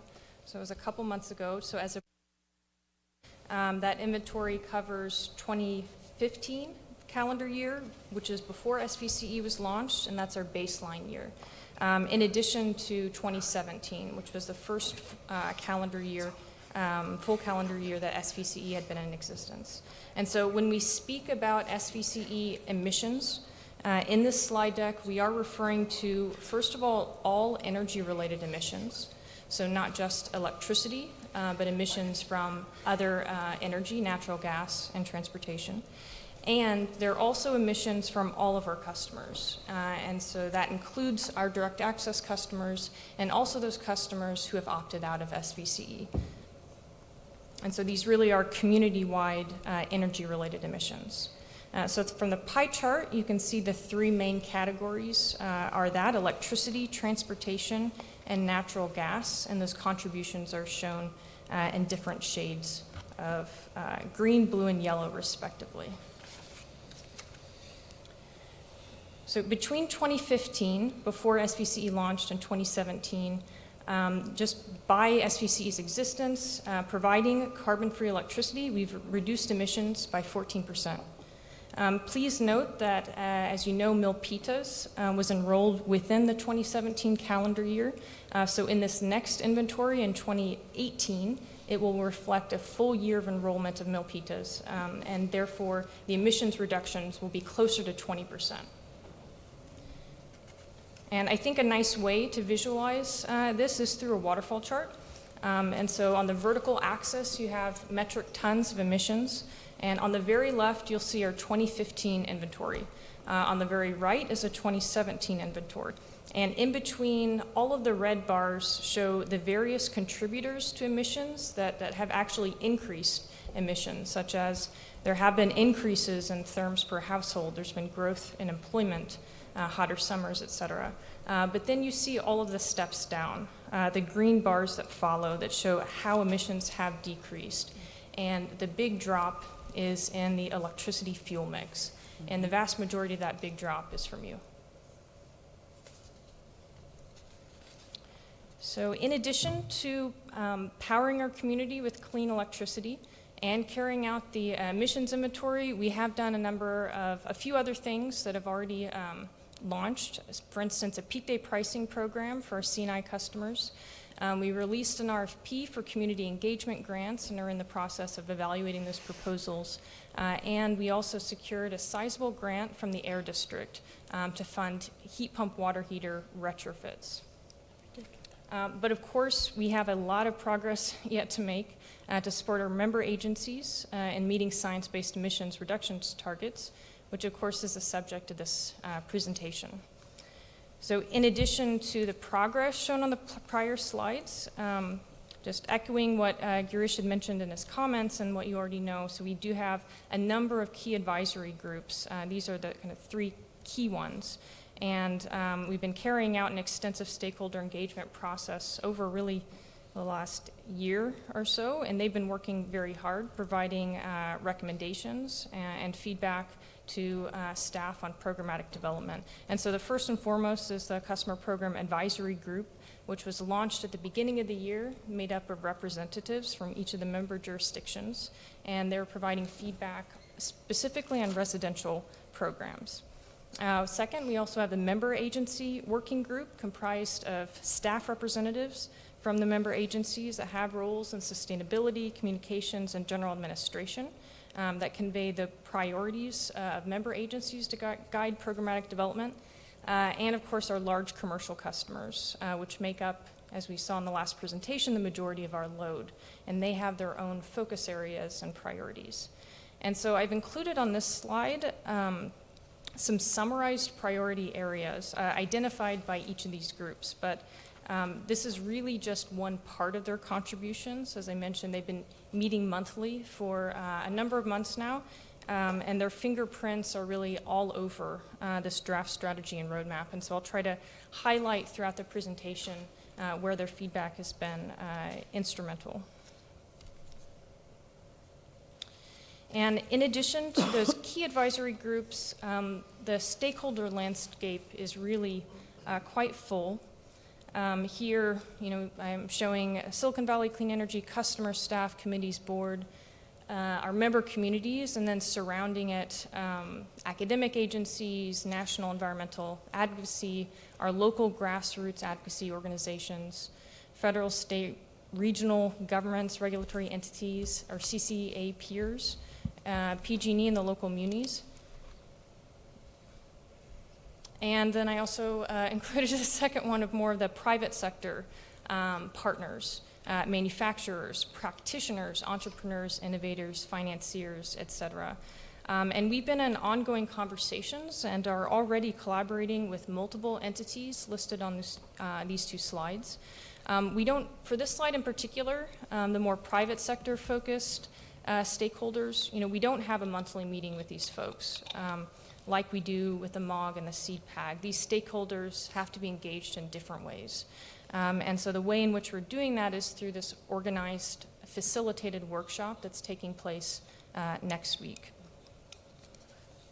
And so that will give us a much broader participation of the stakeholder landscape within the roadmap development process. Okay. So that was a brief summary of progress to date and the stakeholder engagement process. So now I'd like to dive into the draft high-level roadmap, strategy and roadmap, excuse me. And the overarching decarbonization strategy is really summarized in 3 steps.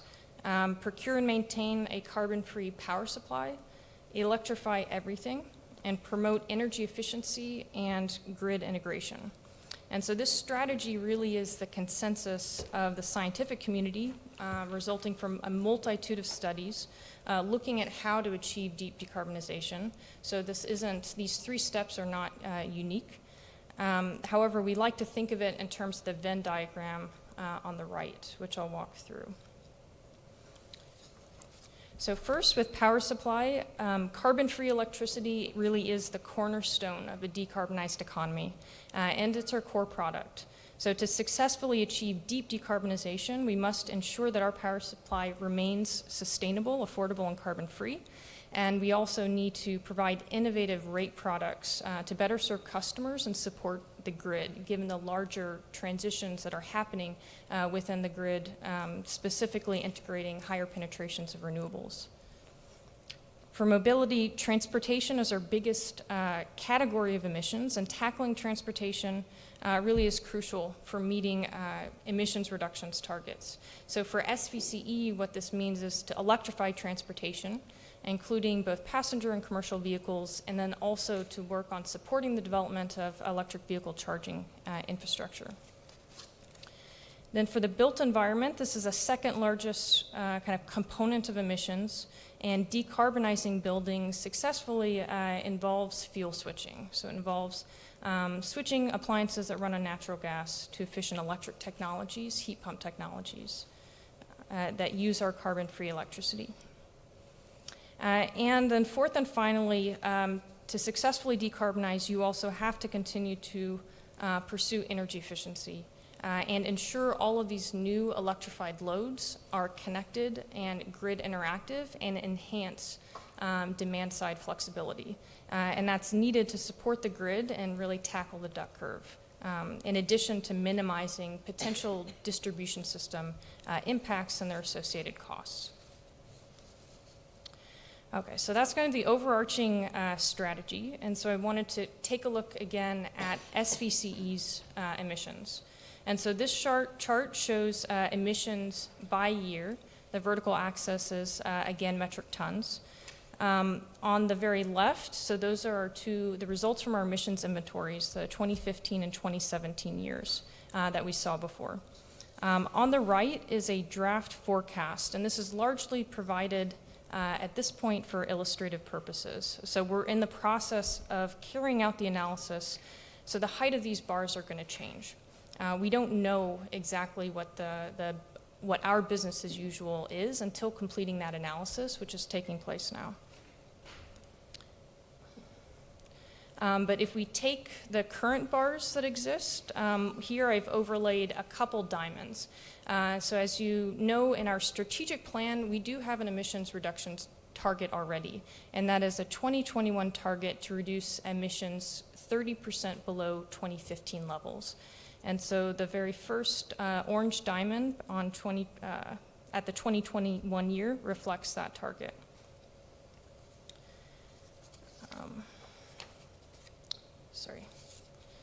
So just by decarbonizing electricity, we've gotten pretty far there, around 2/3 of the way there, once you take into account, again, the a full year of enrollment in Milpitas.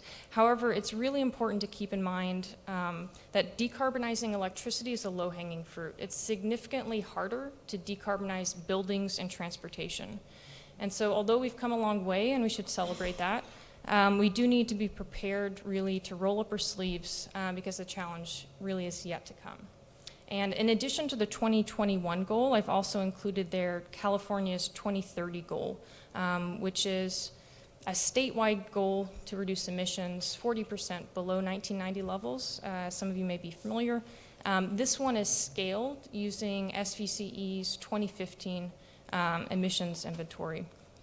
To show kind of whereabouts that would put like our emissions. And again, it looks maybe modest, but keep in mind we still are working on the business as usual modeling and forecast, and also that it is harder to decarbonize these other sectors. And in addition to that, I've kind of illustrated here some pathways to kind of really give you a sense of what level of change are we talking about in the built environment and in transportation. And what you'll see, even for trajectory number 2, for instance, and this is a fairly rough trajectory, largely for illustration, it involves 100% residential water heating being provided by heat pumps. That's a really tall order. And there are a couple other kind of draft scenarios that are a super tall order. And so I'm just providing these to basically make sure you guys are aware that we have a lot of work to do. Okay.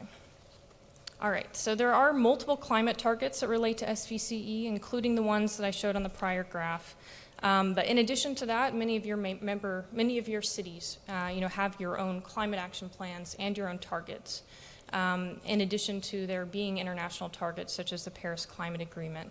And so as we carry out this business as usual emissions trajectory, that will be coordinated with the member agencies, and actually next month is where we'll be engaging with them and understanding the information and assumptions that are used in their own climate action plans to synchronize that with our particular modeling efforts. And this emissions analysis will be used to inform proposals for post-2021 SVCE emissions goals, which would be discussed at the December meeting as within the context of the larger strategy and roadmap. Okay, so through CPAG, MOG, and feedback from other stakeholders, we've developed a brief strategic framework that I'll go through to guide us that addresses the following questions. Kind of what will we do, which priorities will guide us, and how will we do it? Of all the discussions and recommendations from our advisory groups with staff, with other partners, we could broadly categorize all the types of activities we'd pursue into the following 4: retail products and services, education and outreach, public policy, and market transformation. And another recurring theme is like, how are we going to prioritize what we do? Because we know there are going to be too many things that we should be doing. Like, how do we sort them? And these are the 5 principles that were synthesized largely from 20 metrics from the CPAG, or what they refer to as benefits. 6 identified by SVCE staff from the prior summer effort, and then with input from the MOG and other stakeholders. And then the third part of the framework is, how will we do it? So in addition to addressing what we're doing, both the types of activities and the prioritization, we identified these as the foundational principles of our approach: innovation, data, and partnerships. So we are a small organization with limited resources that serves a community that's ultimately responsible for a pretty small fraction of global emissions. We know this. In order to have an impact beyond our borders, an impact that I think meets and exceeds our community's ambitions, we have to take a fresh approach. And it's to not follow the traditional utility programs playbook. And so that's really encapsulated on this particular slide. And ultimately, that approach is about leverage and embracing innovation, data, and partnerships. Okay. So in the interest of time, I'd like to skip this slide. And so these are strategies that we've identified and categorized by the different types of activities, but the program roadmap, the draft programmatic areas really fall out of these strategies. And so I propose we go ahead and move towards that, but I'm happy to go back if anyone did want to go back and cover that, or happy to answer any questions about it as well. So if you recall at the beginning of the presentation, I showed a slide of recommendations of priorities for CPAG, MOG, and the C&I customers. And so those have really fit into the program activity areas that you see here, kind of categorized by our Venn diagram. The legend is in the upper right, which describes the color coding. So I tried to highlight by coloring the different bullet points, which one was a direct outcome from CPAG or was heavily supported by CPAG as indicated in one or more different discussions. Those are in orange. The MOG recommendations or support are in turquoise, and in some cases, both groups. Those are listed in blue. So the ones that are in black are driven more from other stakeholder groups or staff, or in the case of like peak day pricing and community engagement grants, those were already in progress. Please note that the color coding is a little bit rough because some of them were a bit challenging to match one for one, but it hopefully gives a very clear indication as to how much these draft program activity areas are really shaped by the key advisory groups. And I realize this slide is a bit dense, but I'd like to go over just the main components. And so in the upper left, pointing towards power supply, there were 3 programmatic areas related to power supply that emerged as important areas. Seeking community input in the development of a more comprehensive integrated resource plan, so a bit of less of a compliance document and more of a kind of community-driven policy document. Issuing an RFP for local distributed energy resources, developing and implementing novel rate products to meet customer needs and support the grid. In the lower left, these 5 areas focus on the built environment. Our MOG is very interested in reviewing and removing barriers to electrification in existing municipal policies. They're interested in the development of 2019 all-electric REACH codes and a suite of model complementary policies, developing model specifications for all-electric homes and businesses. We already have the Air District grant, so launching the heat pump water heater retrofit program, and expanding state policy activity in support of building decarbonization. In the upper right, for energy efficiency and grid integration, the peak day pricing program that already exists, kind of fits within the grid integration category, as does promoting the non-SVCE efficiency programs and other programs that are available to our customers that they are already paying for, administered by other parties. And then under mobility, carrying out a community-wide EV readiness and infrastructure plan, addressing market gaps in multifamily and mixed-use commercial EV charging, and working with our member agencies to electrify vehicle fleets. And then there are a few in the lower right that fit within multiple areas, which includes developing, a platform for continuous innovation, a customer resource center, the community engagement grants, and a flagship program. So this chart shows the same programmatic areas and how they may be pursued in the coming 18 months. And again, please note, this entire presentation is draft, including this particular slide. Some of the activities can and must be staggered, given limited staff resources, and also given just external timelines. And for many of these initiatives, we may not be carrying out these initiatives alone. They could be coordinated with our other CCAs. We have a pretty robust working group, specifically of Bay Area CCAs, where we see a lot of potential to really join forces and have some economies of scale and pursue these programmatic activities that benefit the entire region. Okay, so regarding resources, you've already seen a lot about that already from the last presentation, so I'll just mention that we will bring in December a proposal that focuses on leveraging finite funds, and we'll also continue to pursue resources, which in this case is broadly grant funding and partnerships from some of the key groups listed here, as we have done with the Bay Area Air Quality Management District Grant. And also a part of the proposal would be a frequency of the progress reports and comprehensive policy review. And so we're thinking at this point that a roughly quarterly progress report on the implementation of the decarbonization strategy and roadmap to the board could be appropriate, which could be in concert with various other review cycles, such as the budget cycle, the strategic plan update, Earth Day, et cetera. And also we would probably seek to carry out a comprehensive policy review on a roughly annual basis. And so the frequency of reporting and the frequency of the policy review would be another component to the proposal we'll be bringing you in December. Okay, so next steps. We discussed briefly earlier in the context of the stakeholder landscape. So we have a facilitated workshop next week where we're incorporating this broader group of stakeholders into the development process and getting their feedback and coaching prior to bringing a detailed roadmap between then and December to the board.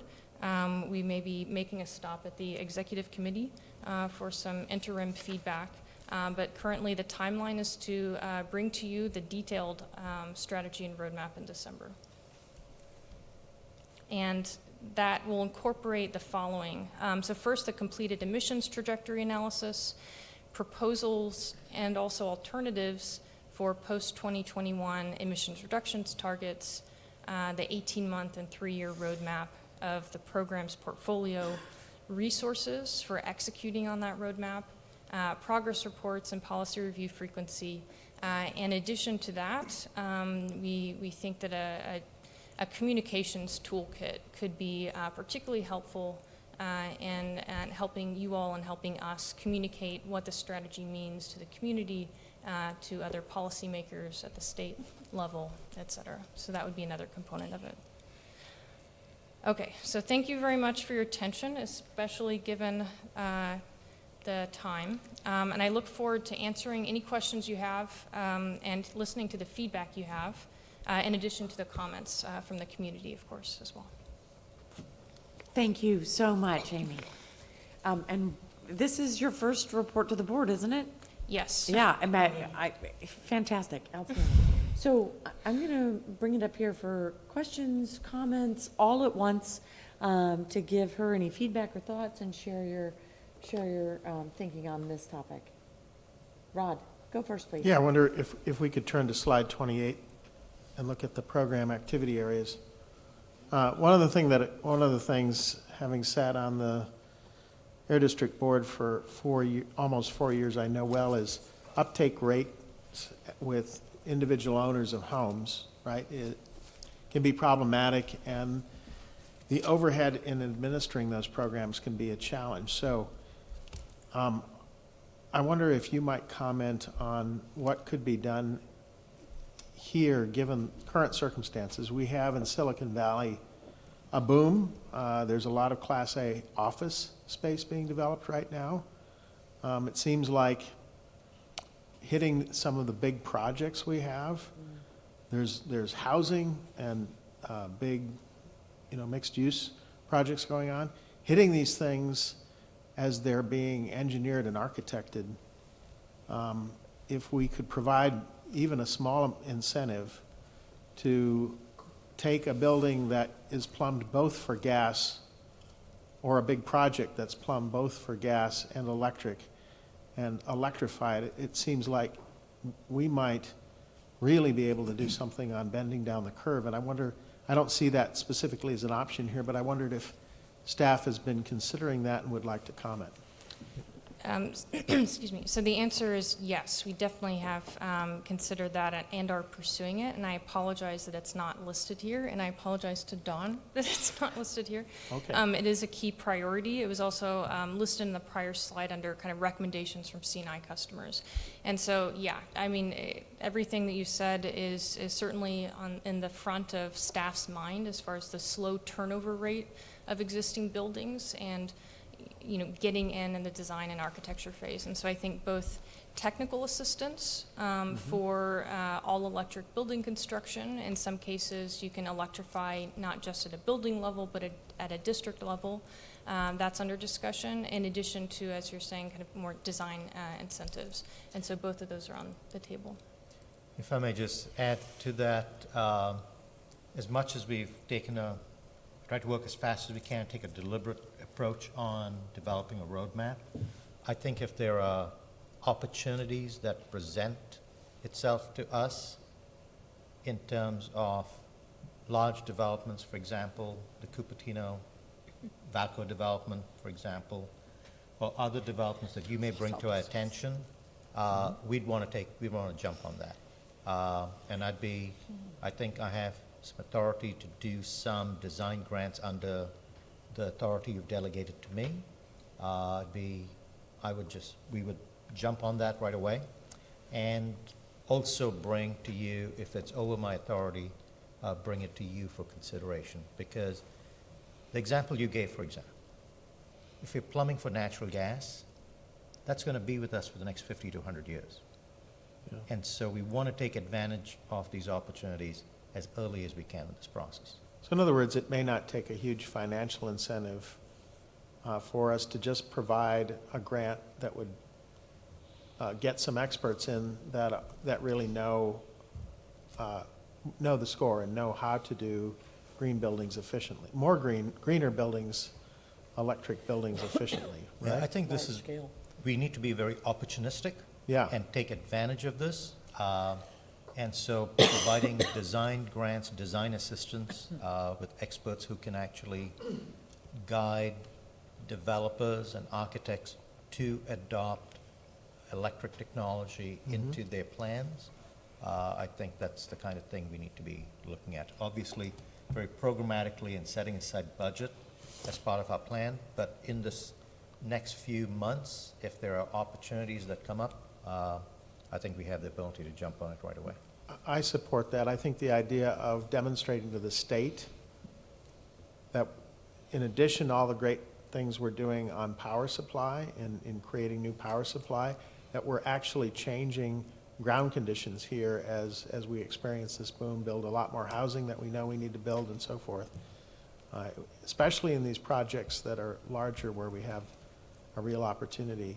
I think if we become a go-to agency in our area for here's, if you really want to set the model for how to electrify, we know how to help you with that, and we're willing to provide a small incentive to make. I just think the benefit in selling community choice energy to, frankly, some of the skeptics in San Francisco and Sacramento would be high. So I appreciate that very much. And I'll be sitting about here in about this position next Tuesday night, and I will certainly raise it when we go through our project. Despite the fact that I represent a city without a commercial entity in and of itself, I actually like that idea, and I'm just sort of thinking outside of the box, wondering if perhaps looking at, I love the idea of these regional partnerships with our other CCAs, but perhaps even doing a jointly funding a prize, like some of these big prizes have gone out that inspire people to create rockets, for instance, but inspiring a prize that we grant to the first architectural firm or first builder or commercial project that can show that it's 100% electrified. It could be an interesting thing to consider. I shouldn't be opining from up here, but it just occurred to me as you said it. Sorry. Integral Design came and talked to us, right, in a workshop. They're an example of a company that really does seem to have their finger on what it takes. David Caneda was here presenting. I don't know if you remember, but I think there are experts who we could turn to, and if there was just a little bit of lubrication that we could provide, could make a big difference. Okay, so Rob. So in case you aren't aware of the project, yesterday I was at the U.S. Mayor's Alliance for a Sustainable Future conference, and Mayor Scharf mentioned that in Oakland they have electrified a whole block. They took a whole block and completely electrified it, and they've got shared charging stations and shared electric car share and so forth. It was kind of a, when I talked to her, she brought me over to her director of sustainability to give me more details, and I have his card. I don't have it with me now, but I can give it to you later. But it sounded like interesting. I think it's kind of a science project at this point, but there might be something there that we can get involved in. So anyway, I wanted to bring that up. Thank you. Over here, Jeannie. Are you just taking questions, or are you comments? Either or both. Okay, this is not an item that we're going to take action on, so I'm going to jump into this thing. So if we're looking for a model, I'd like to offer the city of Los Altos, because last night our council just took action and approved moving forward with our new community center. It's a 24,500 square foot building, all electric. And so, and I have to say, even though we've approved this and we're now going to go into, the building, the designs for the build, we are still challenged with exactly how do you do this. So we want an all-electric building. And so if there's an opportunity, if we want, we don't have to look to Oakland to try and figure out, maybe we can get our first model, and maybe we should be looking at how do we do that, because as Courtney knows, even though she says, she's basically a bedroom community, but our downtown is her downtown, our shared community. It's kind of her residents come to our community center. So we'd really be dealing with two of us. The two of us will take credit on this one, okay, Courtney? I think we should also point out one of the slides was the Los Altos Art and Wine Festival, I'm pretty sure. No, seriously, we are. I mean, it'd be one of those things where I mentioned it to Jarish when I had my one-on-one with him today, but want to try and connect and see what we can do. I mean, we're using a wonderful architecture firm who's going off with all these different resources and kind of coming back, and it's definitely a learn-as-you-go sort of process. So there might be something here with something in our own backyard. Cool. Liz. Okay, as the architect amongst us. Okay. So just for fun, every 2 years, the AAA Silicon Valley has their design awards. And we're doing it this year in October. In 2020, you could do an award. It can be for a project in process. So, I mean, it would really give you the recognition and the energy behind getting other people to join. Wouldn't that be fun? Join on the bandwagon. And you could really celebrate it amongst all the peers as well as our clients. So I think that would be a wonderful venue for you. And along that line, my comments were on the list of partners. I did not see the AIA, the CSI, Construction Specification Institute, USGBC, Uniform Building Code organizations, the State Energy Commission. These are the core people that you've got to connect with, because we're always lectured as architects that our buildings take up 40% or more of the energy, and create greenhouse gases consequently. And I keep saying that's changing, but that is the agency you need to get to. There's a lot of, as we now know, state legislation that is directly impacting a lot of things that are on these slides that we will not be able to do because of the legislation that is either in place or is potentially coming in place in terms of buildings and so forth. The League of California Cities is another excellent organization that you want to start connecting in with. Don't forget there's the Zero Net Energy 2030 program, and then there is all architects we're going crazy taking classes on how to make our buildings zero net energy. And that's not consistent with zero carbon. And then they have these new state laws that says every new building must be built with solar to reduce carbon. Well, our buildings already don't use carbon for their power. So these are all areas legislatively for Hillary and otherwise that we really need to get more engaged with, which I'm delighted about. I'm just absolutely thrilled about. So thank you. Thank you. Tony.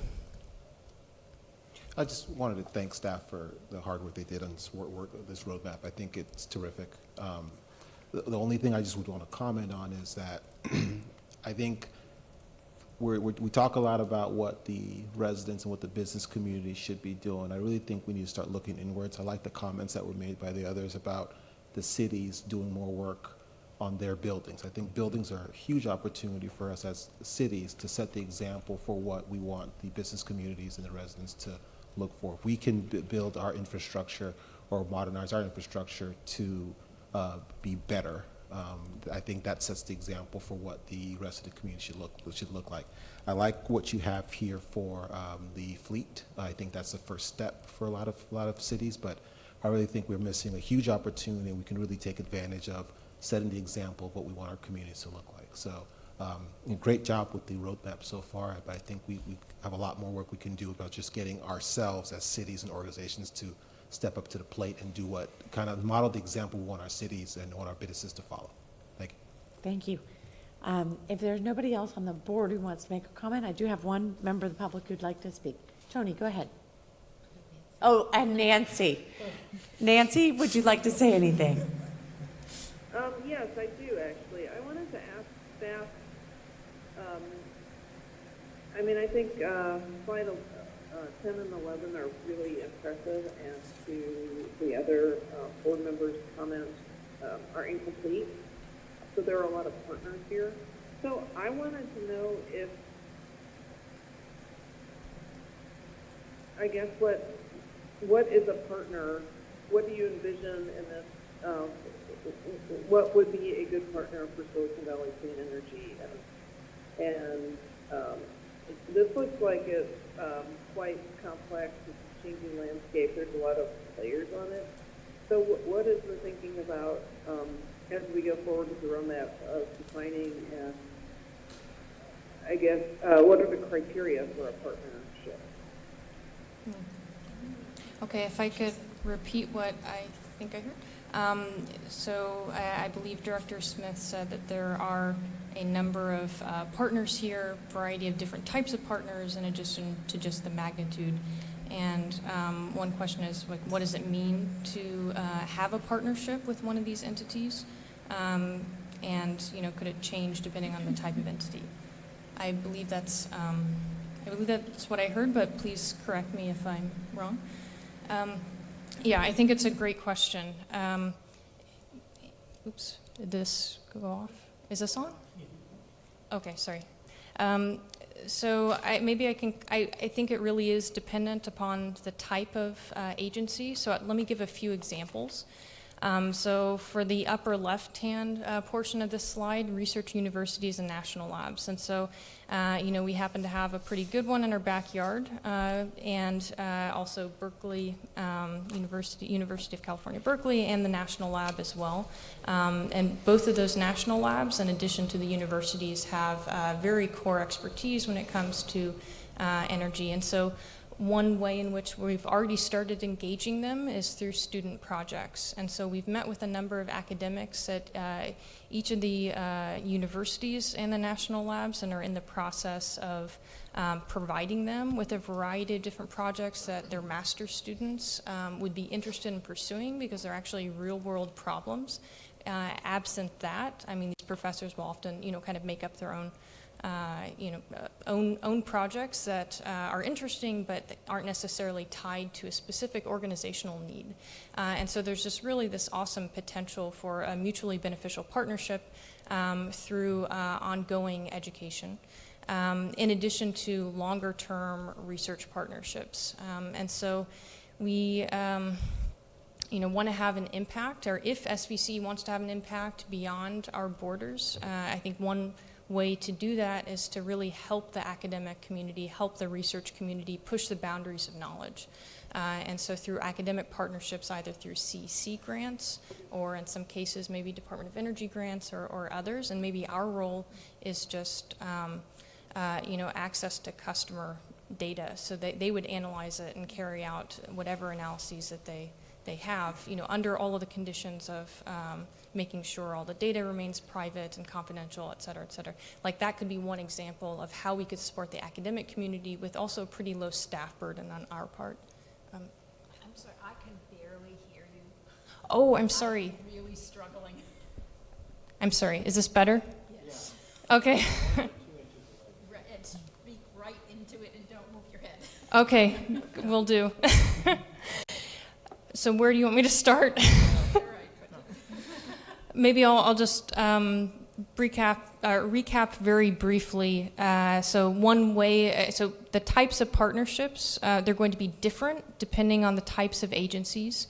So I'll give another example and make it very brief. So in the lower right-hand corner are CCEA peers. So especially with Peninsula Clean Energy that serves San Mateo County, given our proximity and how much mixing there is between the two counties, we are already meeting on a monthly basis and coordinating our programmatic development activities, and we'll be very likely piggybacking on each other's programs and successes and lessons learned. And so in that case, it could be, we could formalize an MOU. It's not just with Peninsula Clean Energy, though. There are all of the different Bay Area CCAs have a monthly kind of working group where we're working together. And so there could be MOUs, there could be joint project agreements. It really depends on the opportunity and I think the type of agency, to answer Director Smith's question. Perfect. Thank you. If there's no other comments, I'm going to invite James Talea to the microphone. Hello. Hi, good evening. James Talea, resident of Sunnyvale.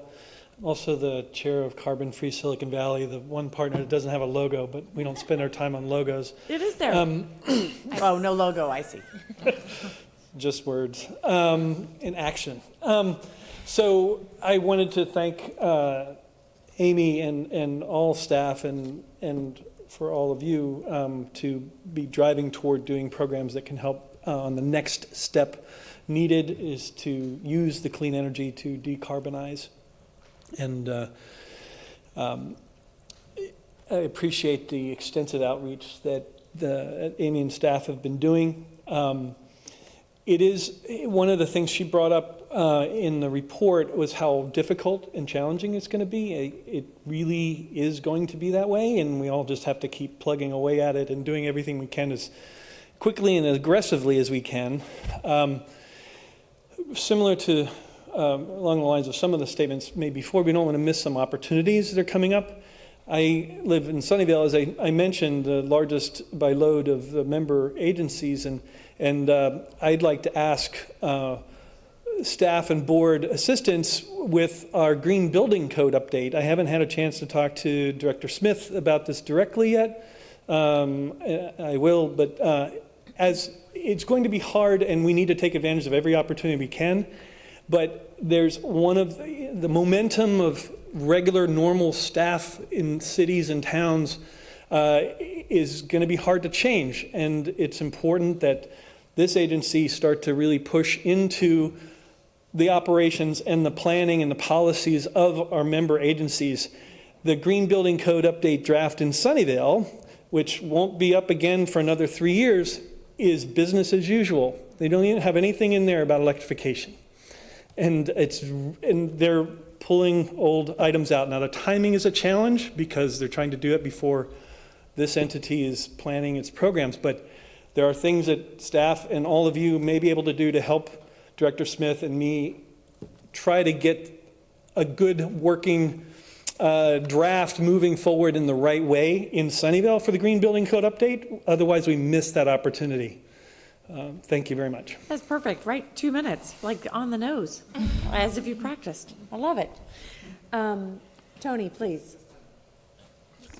It's actually wanting to speak, yes. James, thank you for that. And I almost wanted to stand there and talk, as opposed to standing from a director's perspective, but more of another agency staff person's perspective. But I just wanted to note for us all, as James pointed out, is this is where it gets hard. You know, we saw that big reduction, and that was easy. But that was, for lack of a better term, the one big bullet we had in our gun. And from here on out, it really gets hard. So when we're looking at retrofit at resale ordinances, and you're going to have to look at some of your realtor friends and tell them this is what we need to do, I mean, that's hard. When we're having to look at developers and saying, yes, I know it's going to cost more to build the building this way, but this is what we need to do, that's hard, especially for you all who are elected officials. And hopefully some of you are term limited out, so you don't care as much. But oh, I'm glad you added that final caveat. sorry, but thank you for that. No, but my point is there are very real political realities associated with the work we still have to do. And, absolutely.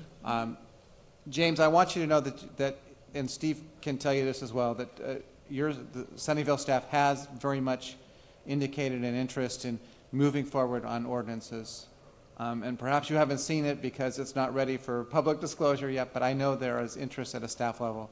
And we are working with the working group at having experts come in to tell us about what this iteration of building codes, what opportunities there are for us to go further. So you'll be hearing soon, or months from now, but not too many months, with some positive input, I think.